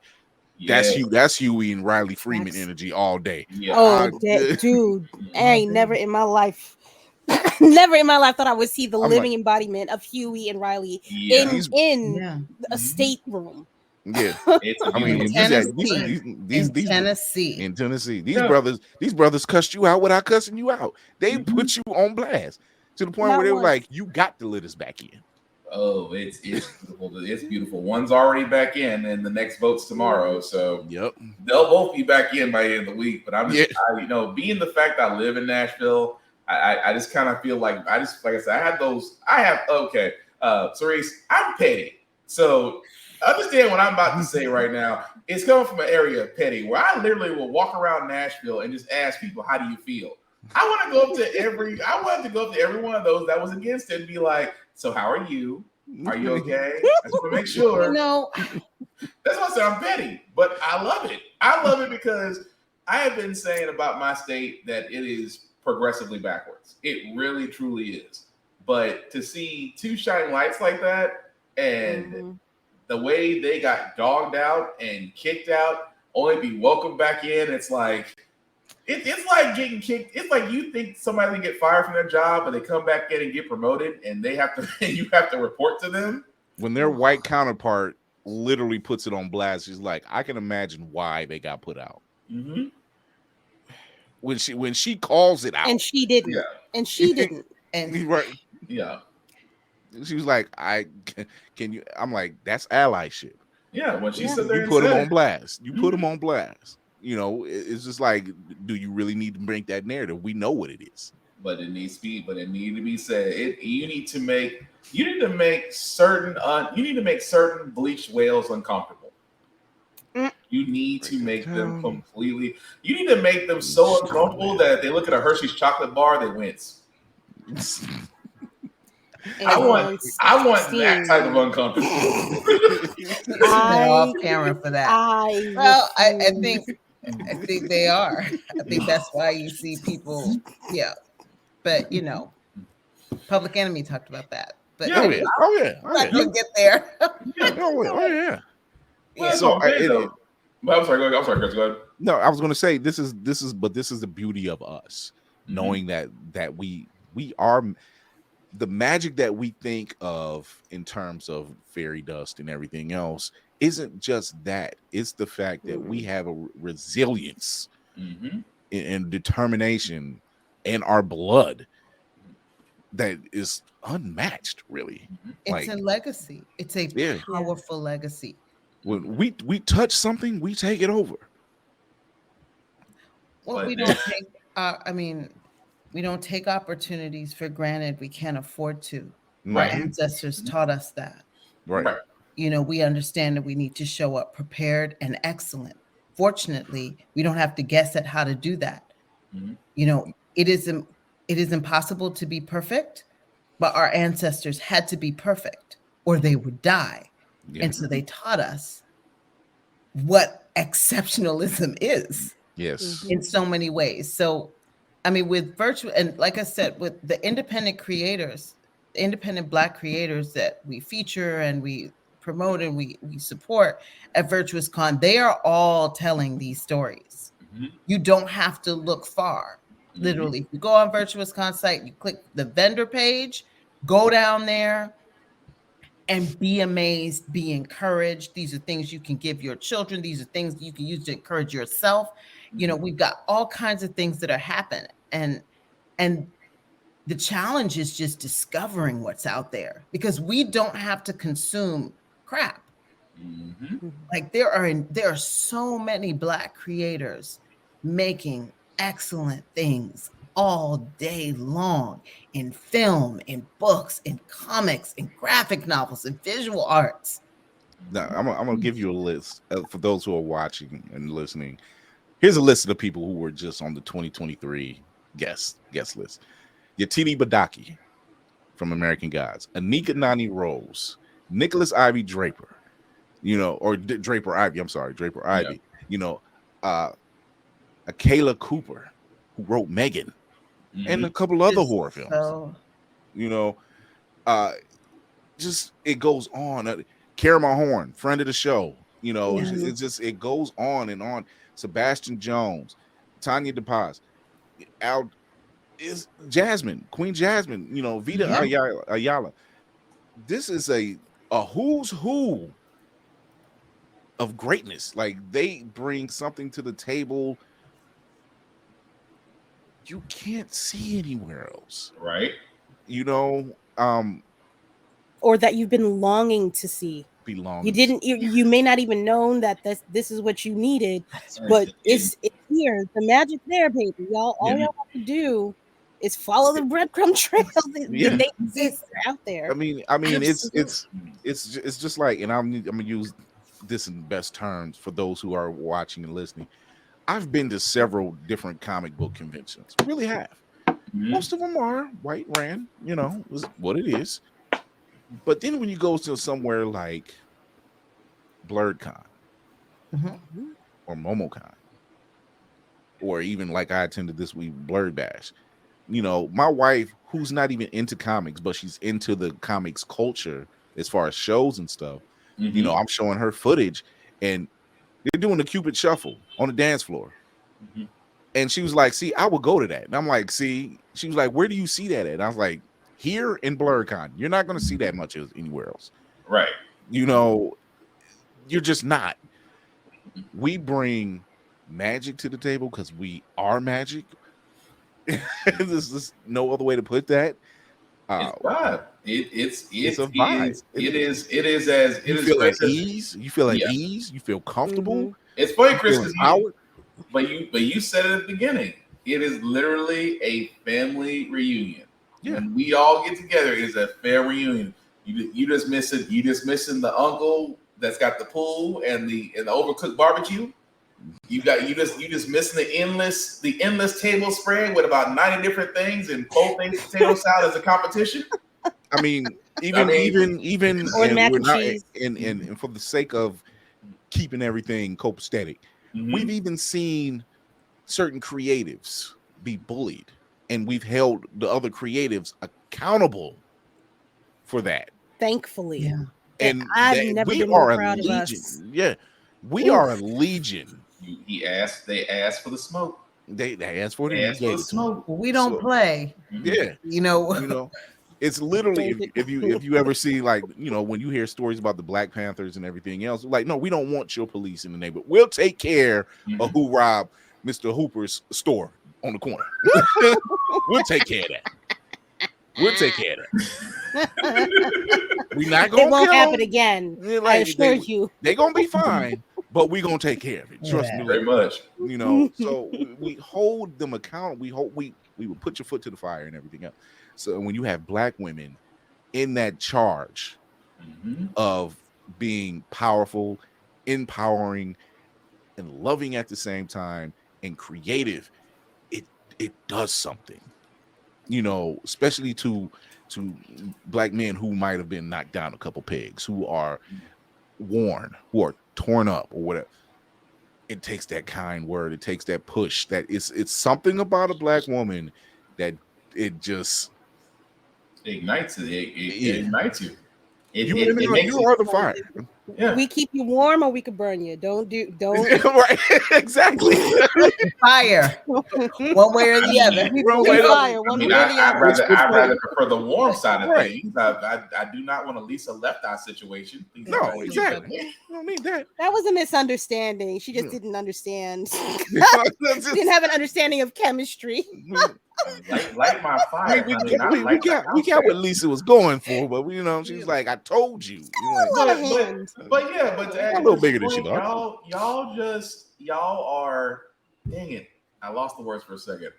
Someone has sat there and said the beautiful thing about a black woman is the fact that she is literally a walking being of creation to which she inspires every time she speaks. She enlightens every time that she touches. She heals every time she I can't remember the whole thing, but anyway, look, forgive me. It's been a long time. It's been a long day, so I don't remember every poem. But they try to explain it in such a way where it's just like a black woman is magic. At the end of the poem, it says a black woman is magic. So that's why it's just like whenever a person as yourself or Kira or Jasmine or anybody out there.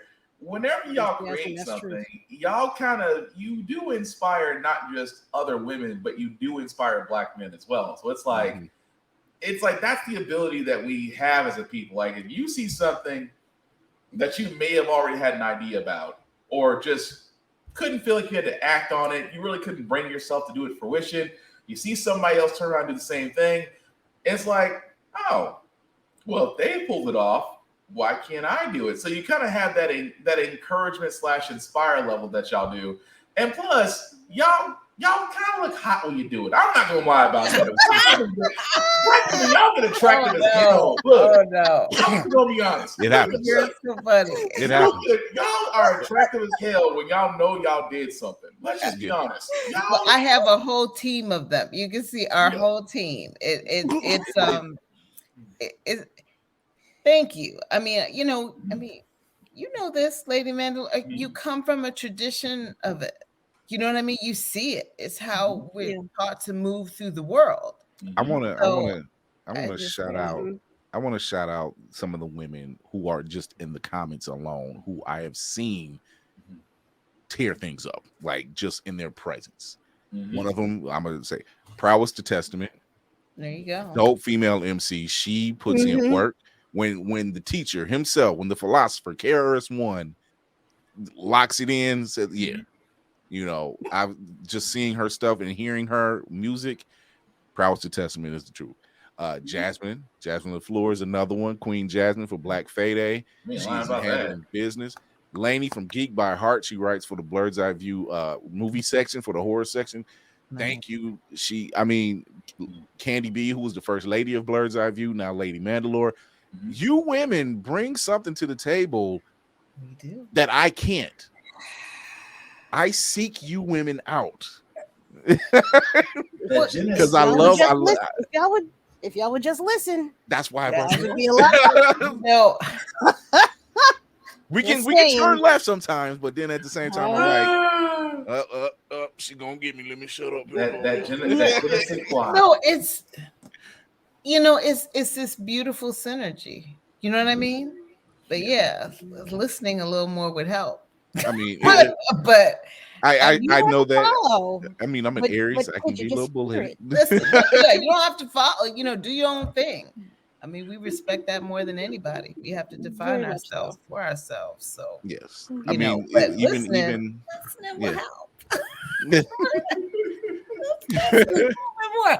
But no, seriously. I will say that. I will say Mhm. listening does help because like I said, I was at an event this weekend and Candy B was there along with Crazy 8 Grade and a couple other ones. And I said, Candy, I need you to take this picture. She was like, I am not the photographer. I said, I need you to take the picture. And so she was just like, that's not how you do it. And she was like, pose. I'm like, yes, ma'am. She's not I doing know if you want me the to do it, we're gonna do it the right way. Exactly. I know. I looked at her. I'm like, I know. And it was, even 8. Shout out to Crazy 8 Grade. And his dope nerdcore rapper, and he's on this anti-bullying campaign that I'm along with him on. And nice. She manages 8. So if something is needed, he's like, talk to B. He's just like that listening. Talk to me.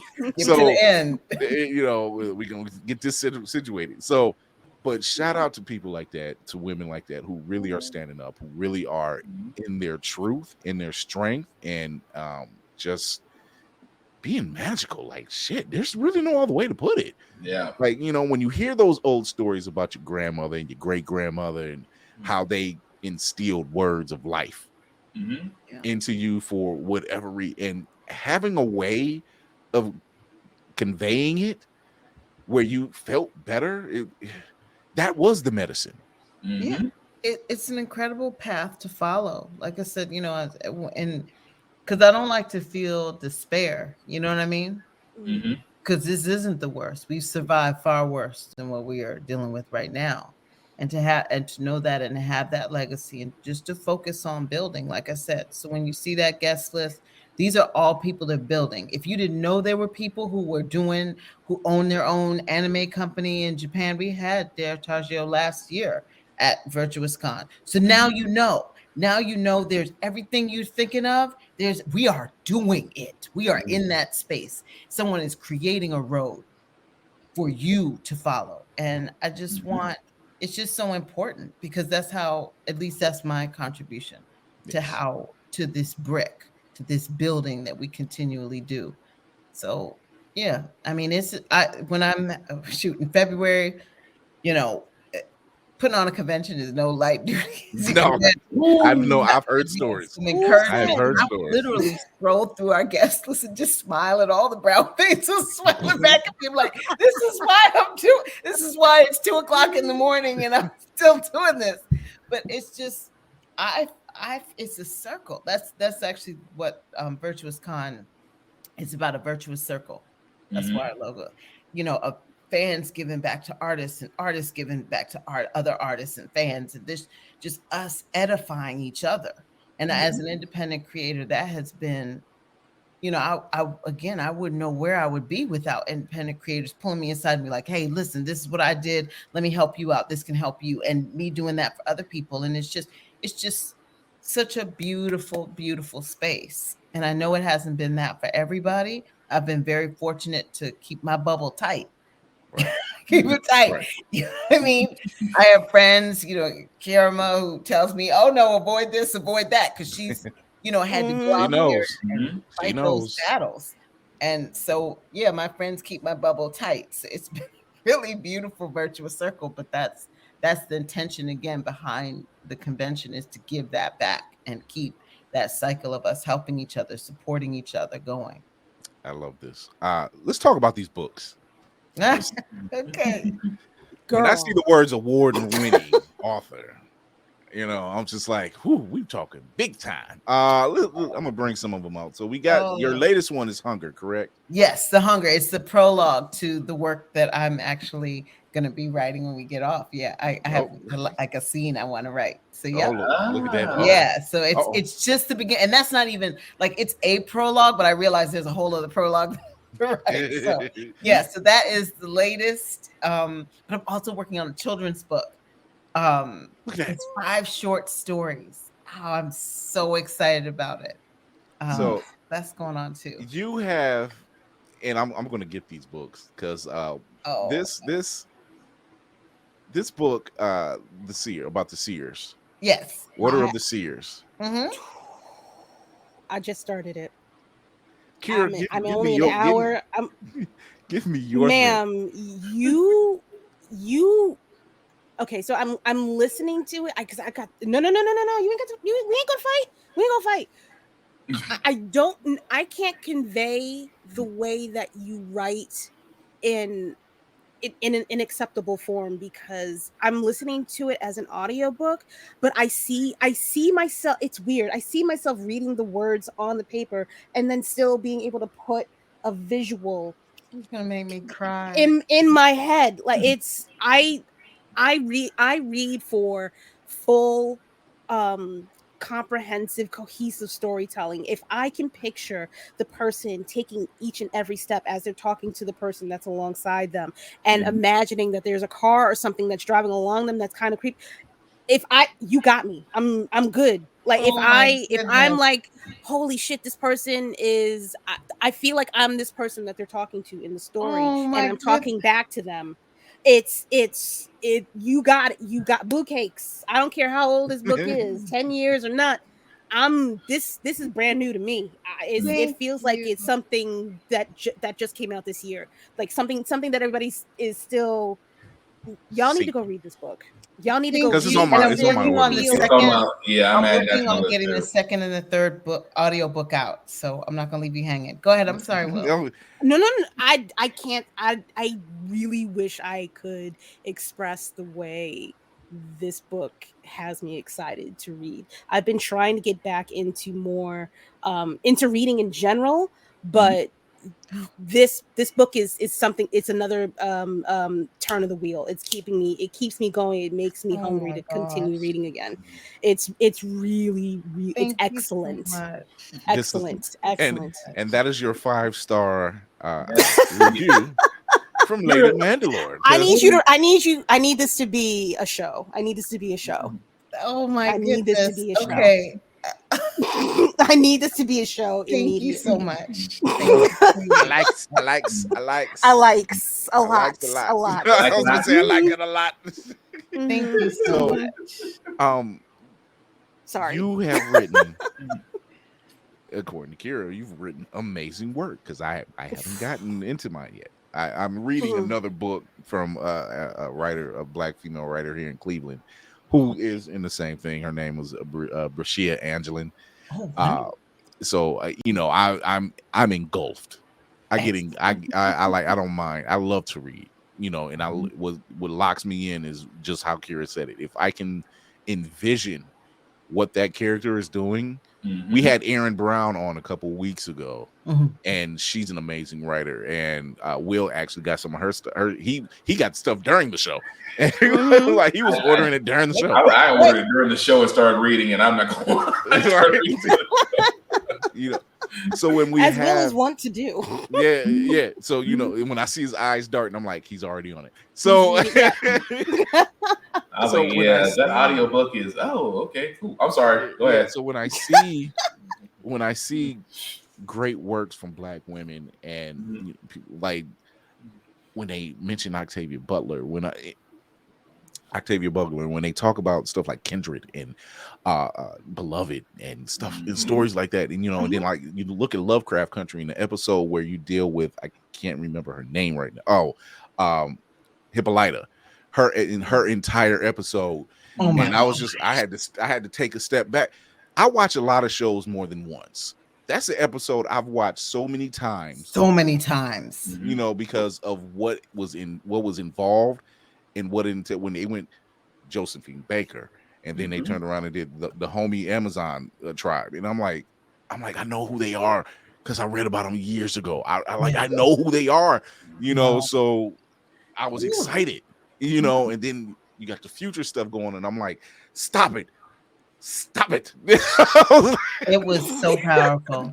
I've watched that episode because at the time in my life where I was, literally, I felt like that episode just reached out to me. Friends called me because I wasn't watching it, because a lot of times I'll be behind on stuff because I'm writing. That's how I write, because I don't generally watch a lot of TV. It's just, so I got like a stack of stuff that I need to watch, but they called me and they were like, this episode, yeah, you need to watch. It was powerful. Anyway, I'm sorry. Go ahead. But yeah, so I don't even know where to begin. How do you even start off to start your story? What is your process? I dream all my stories. Oop, Okay. oop. So I need one whatever Kira drinking. So- Oop. no, I'm serious. sorry. So That I did it right there. I never was supposed to be a writer. I'm an avid reader. I Okay. love a good story. And now that I write, I love a good story even more. Because when I'm in a book and when I'm reading a good book, I didn't have to write. I'm like, oh yes, dude. I know this was a lot of work. Yes, thank you that I didn't have to write. It is just the most joyous thing to read a great book that I didn't have to write. I'm like, whoo, yes. So I tell all the aspiring writers that I meet, I'm like, they're like, oh, I'm trying. I'm like, I need something to read. You need to get on with that. Write something. Crank that out. Because when I'm finished with this book, I need your book. So come on. But so I never, this is not a dream come true. This is beyond my wildest dreams. So, okay, so with Order of the Seers, I was washing the dishes in like 2010, and I had this vision, like of a man with a sort of ashen film over his eyes, over his skin, and cataract-like eyes, ash blonde hair, even though he was a black man from Tanzania. I knew that he was a seer. I knew he was enslaved for that ability. I knew that there was a drug called iridium, and I had that name in my head. That was the reason for his. I'm not giving you too many spoilers. There was the reason for his appearance.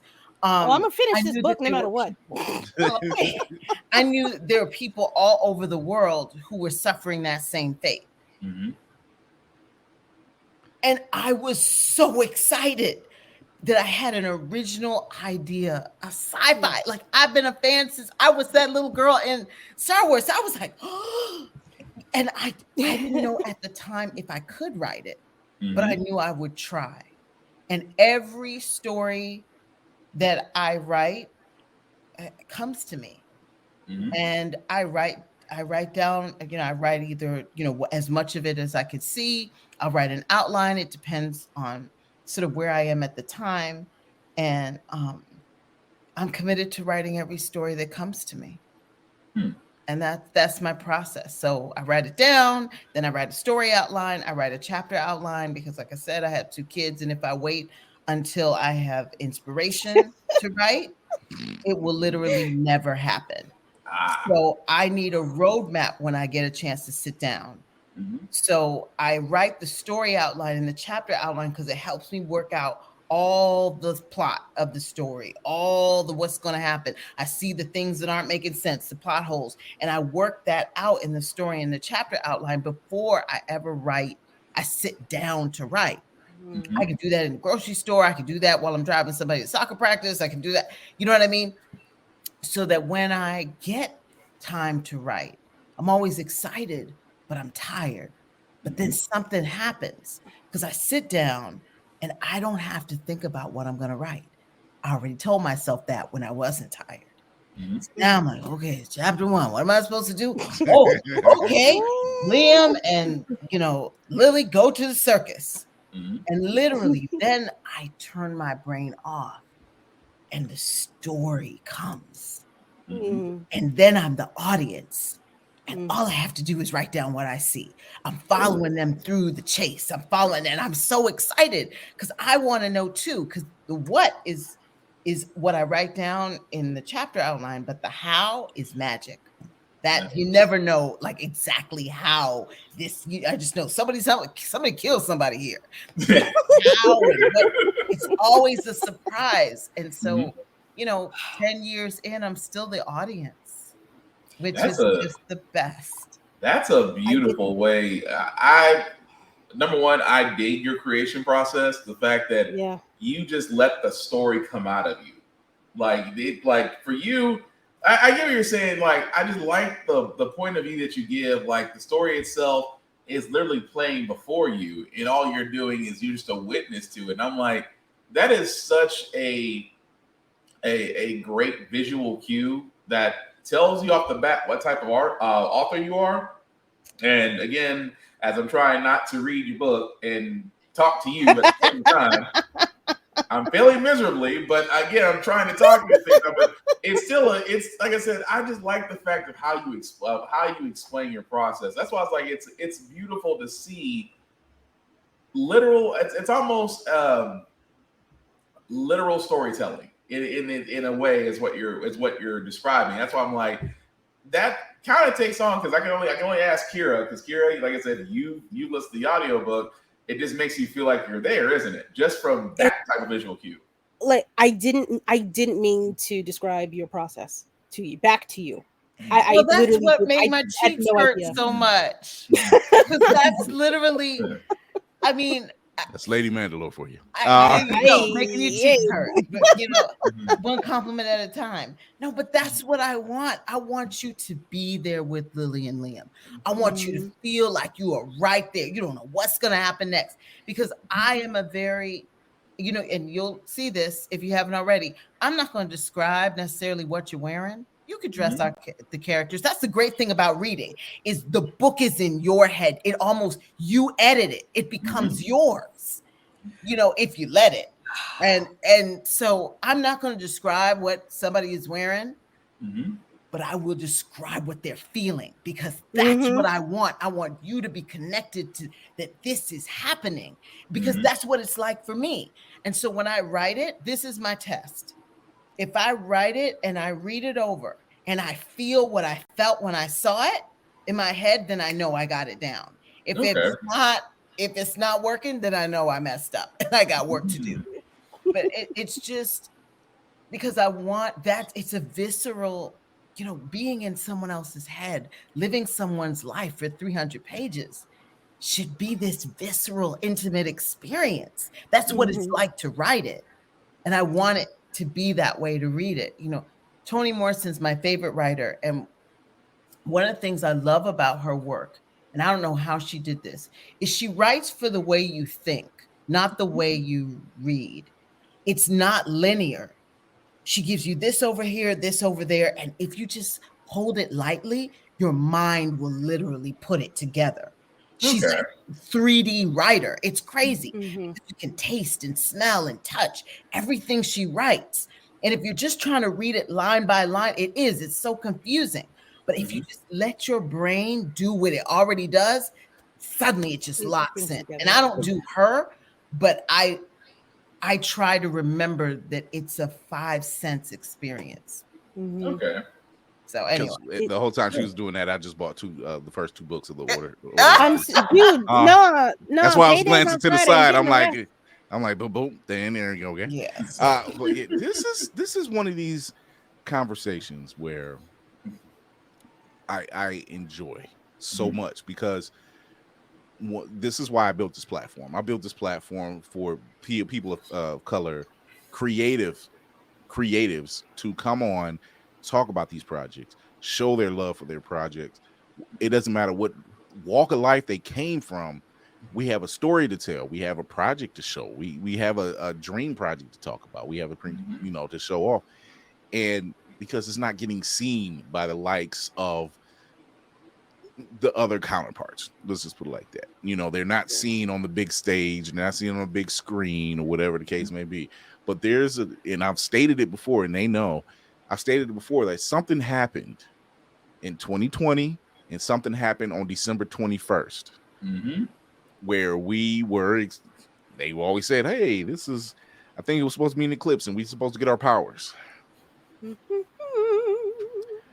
It was called the reawakening. That's what I called it. It's the reawakening, because 2020 shut the world down, but it didn't shut down people who really wanted something. I created this show in 2020, so I was just like, I love comics, I love gaming, I love anime, I love all this stuff. But then it became something more, and I said, there's other people out there who, like yourself, got a story to tell. And I had to, I'd be doing myself a disservice if I didn't put them on and give them this platform to say, hey, this ain't even about me. Right. this is about the creatives out there. You know, this is about the Carl Jones. This is about the 9B collectives. This is about the Aaron Browns. This is about the Jason Michael Primroses. This is about the Malachi Baileys. This is about the just Cerise Murphys. This is about Shakira Gatling. This is about all of these writers and these actors. This is about Crazy 8 the Great. This is about hieroglyphics. This is about all these people who have brought something to a table that otherwise would not be seen. And it's going to lift us. It's going to lift us as we climb, as opposed to tear us down and tell us what we're not. You know, no, I feel that. I saw that in your mission statement. I saw it, and I really appreciate it, because we need all we can to continue to remember that we rise. Every day the story is something else. Yes. But it's not true. It's not true. And I'm so grateful to all the creators who are singing another song, and we just need to amplify that so that becomes able to drown out the noise. So we can focus on who we are and what we're here to do. Yeah. Be great all day. Oh man. This conversation is amazing. For having me.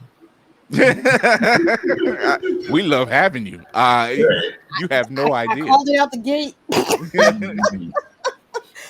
Every time. So basically what happens is when I start getting guests together and everything else, I always let the team know this is who we're having on. This is what they do, this is what they're about. And I swear to God, Kira's face lights up every time. She's like, ooh, ooh, ooh. I think her and Kira gonna start sort of family tree, because they both had lightsabers and they were both green. I look for you're in New York. Are you going to Schaumburg this weekend? Oh, I'm there. I can only go. I know. Oh, that Saturday? Oh yeah. Yeah, I'm there Saturday. All right, all right. Come by. I don't know what table I'm at. I'll see you on Saturday. We got to do. I will see you on Saturday. You say nothing. I'm sorry. I mean, hey guys, Lady Mandalore, take your blurred coin with you and stop by a Taco Noir. Oh shit! Yeah, because they over there. Oh yeah, oh, he's gonna be there. Yeah. So, but I can see this week too. Sorry, I didn't mean that. No, y'all are good. This is what we do. This is what we do. No, we are gonna hook up. We hooking up. No, sis. I have a feeling that's gonna be right. Y'all gonna be like, we are related. I just want to sit there and say I told you. This is one of them things. This is one of them things where and I don't necessarily pat myself on the back for it. I'm just proud to see it progress. When I see women of color and men of color out here putting it on, just putting it on, and they're doing their thing, and it just makes me proud when I see people like Jasmine LaFleur and Black Fade, go to the lengths that is going. And that's what April 30th, out there in Texas, they're doing the Royals ball. When I see stuff like that, it's like we really are magical. Yep.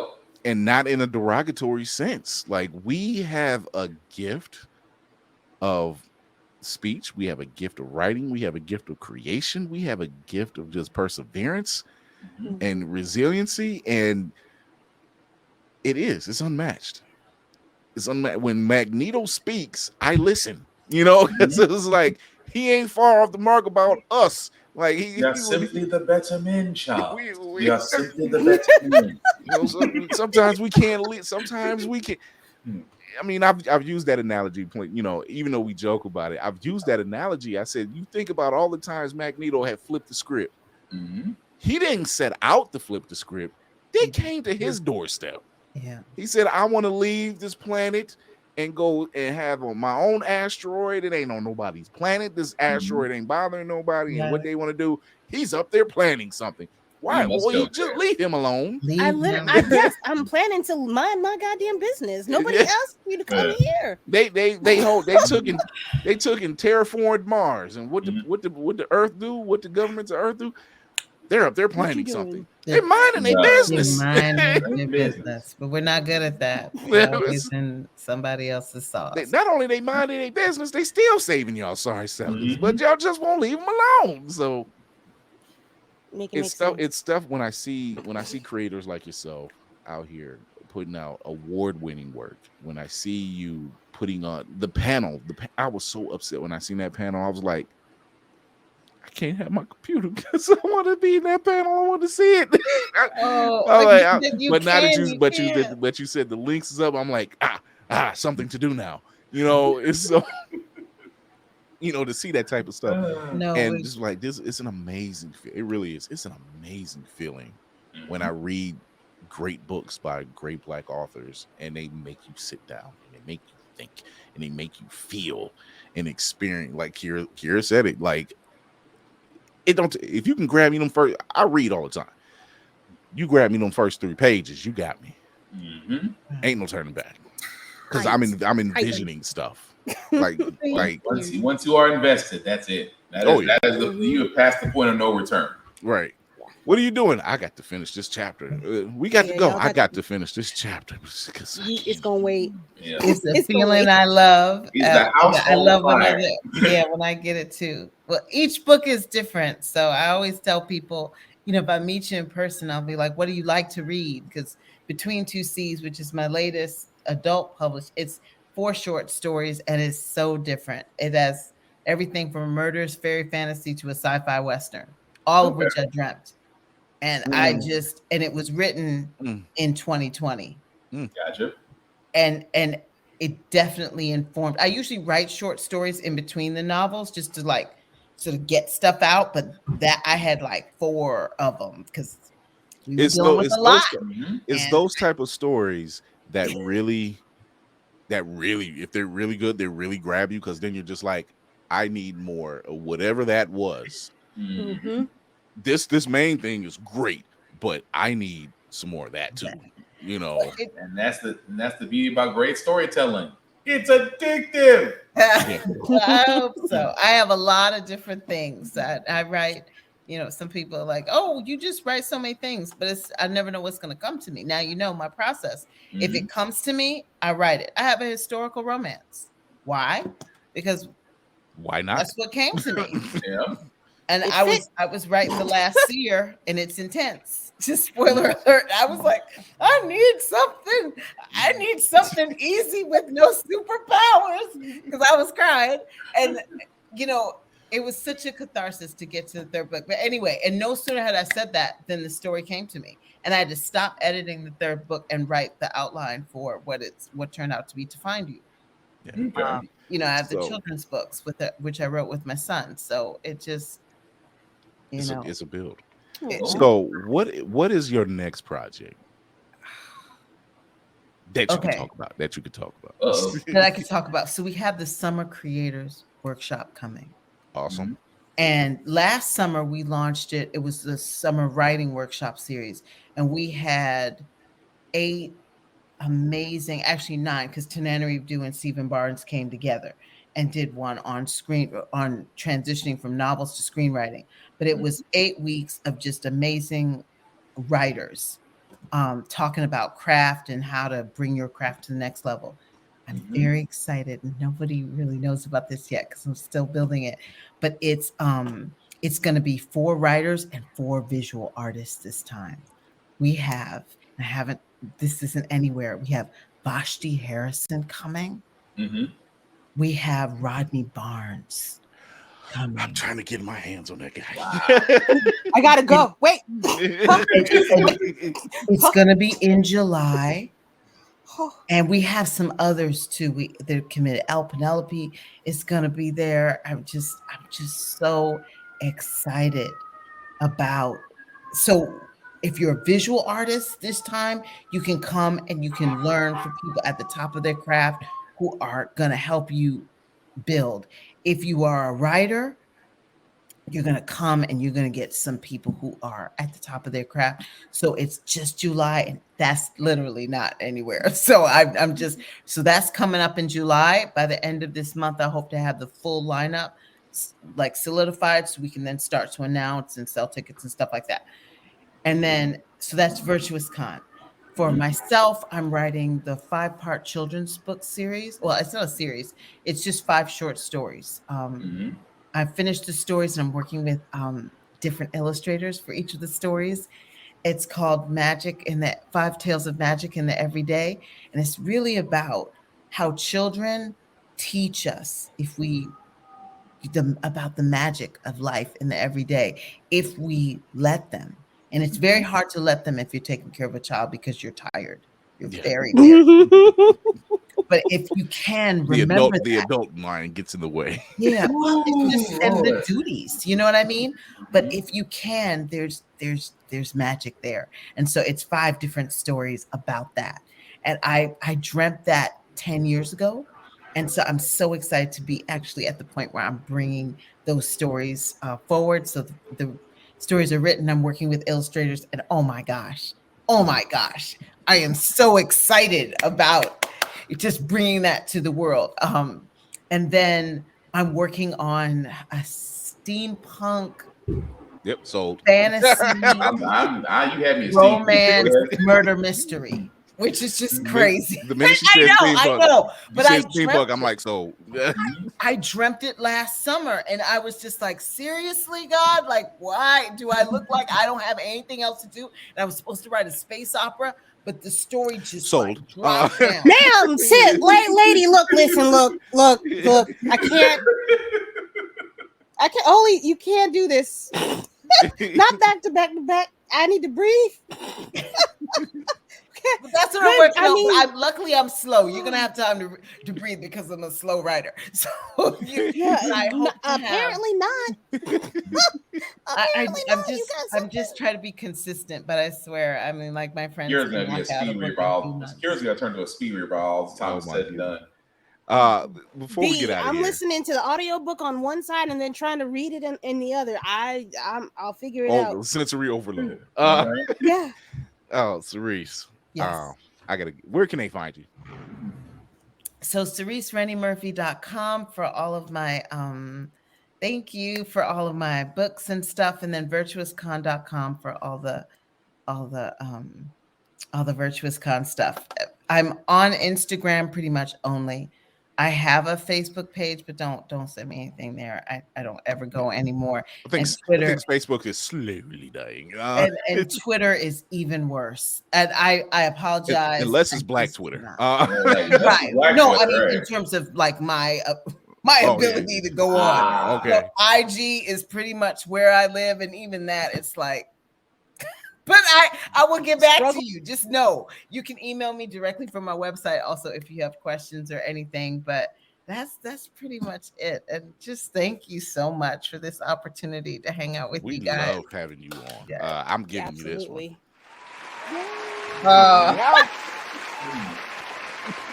As an author, I'm very shy. As Virtuous Con, I'm like, yes, we need to do all things.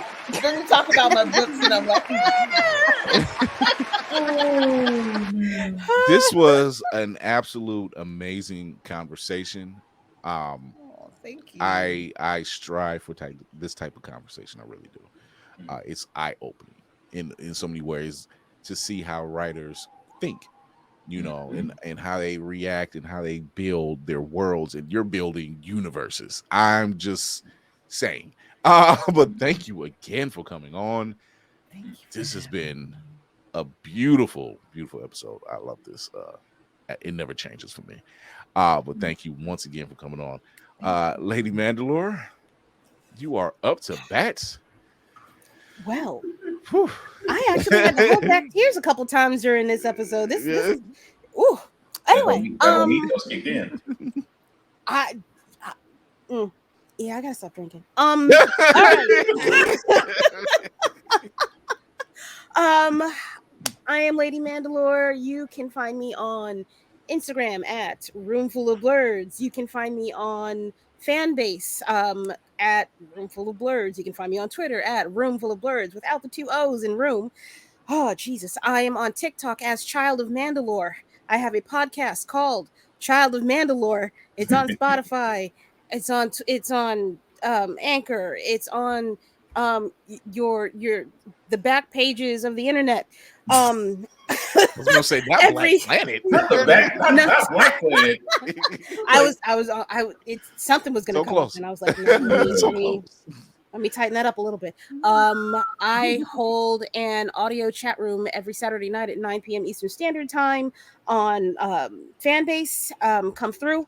I also have a Discord that I never promote apparently, and I need to start doing. I'm very selective about the people that I let in, but if you send me a DM and I like what you got, I might let you in. It's fine.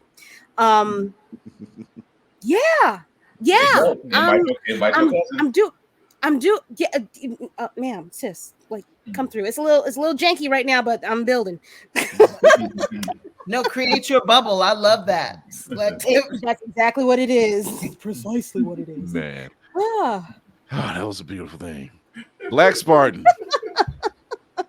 I was too busy laughing at Kira. But yes, I am Black Spartan, and I can't wait because the helmet is finally done, and I can't wait to actually wear it. So that's going to be interesting as all get out. Oh, that means I need to get the skit together. Why didn't you put it on here? I don't have it. It's at the place. I have to go get it, but I have a son that needs me, so I can't really go like I used to because he's a newborn. And they love need him. Things. They do need things. Yeah, yes. fine. It'll be here soon enough. But yes, you can find me BlackBox447 on all socials. I usually do reviews on everything that I read, that I play, that I watch, gym stuff because I miss it. But when you got a newborn, you gotta figure it out. And yes, I am a brand new dad that is gushing over his son, and I love that. I love little Obi to death. So I can sacrifice some things for a little while. But aside from that, I do got a couple of podcasts. I do have my political and daily news show called How the Friend We Got Here. That is every Tuesday and Saturday. I'm sorry, every Wednesday and Saturday on YouTube, Facebook, and Twitch. I also have a video game podcast called Get Bit with my co-pilot Joe Tonello every Friday, also on YouTube, Facebook, and Twitch. I'm also one of the many heads of the Legion of writers for Blurred's Eye View. Yes, we said Legion because I'm adding to this camp. I'm telling you now. We are many. I usually write the wrestling columns. Why? Because wrestling is real and people are fake. Shout out to Mr. Candy for that one. Aside from that, I usually got lost for a second. But usually at the end of all these things, I say, look, we are all running our own races, our own time, things of that nature. The one thing I wish for people to do this year is to actually congratulate and uplift others. It's a lot easier to say congratulations than to use all that hatred of energy and be salty. At the same time, guys, I'm rooting for everybody Black. I am unapologetic about that. I am rooting for everybody Black to get to where you want to be. I usually share things, different people's promotions, books, movies, only because if we do not share for ourselves and others, who will? Simply put. Also, last rule, because I have to keep on repeating this. Even though I do lurk in the dark areas of Twitter and IG. I am a very social person. I just have one rule. Don't be a dick and we'll all be cool. There it is. This episode here. Top 10, top 5, top 10, top 5, top 5. Somewhere in them numbers. Somewhere. I'm your man on the wall, Chris Fury. Thank you for tuning in. If you are watching, or if this is your first time watching this, guess what you can do me for? A favor. Go to IG. You'll get Blurred's Eye View. And in Blurred's Eye View, you'll see the link in the bio, the link tree in the bio. It'll send you all the great places, including Facebook, Blurred's Eye View Podcast. You can catch it on Optics Radio. You can catch it on Twitch, Blurred's Eye View 1. And if you're watching this on YouTube, thank you. Hit that subscribe button. Hit that notification bell, and you'll get all the alerts of when the live show goes on and when Fury's Reaction Reviews return. Also, want to shout out our sponsors, Ultimate Wireless. You can go to Ultimate Wireless _wireless ._ENT. It's scrolling at the bottom if you're watching. The thing at the bottom. The thing at the bottom. Just to follow things, scroll at the bottom. Just follow things at the bottom. You can also catch us on, because we're on your television now, Roku, by going to always press record on Roku or on Amazon Fire. That's completely free. It tells you how to download. You can see us on your television, people. Seasons 8 and 9 are up there right now. Go check us out. 4K. All in 4K in your glorious 4K. So ain't no telling how that looks. So also Shout out to Otaku Noir, the blind blurred box mystery box company. If you want some great blurred content made by awesome POC creatives, go to www.otakunoir.com with the discount code for checkout, Blur's Eye View, and you get like, I think it's 15% off. So check that out. Help your mans out. Help yourself out. Help other POC creatives out. So everybody's happy. Everybody's happy. So I want to thank our guest, Cerise Rennie Murphy. Once again, let me give her that awesome applause. There we go.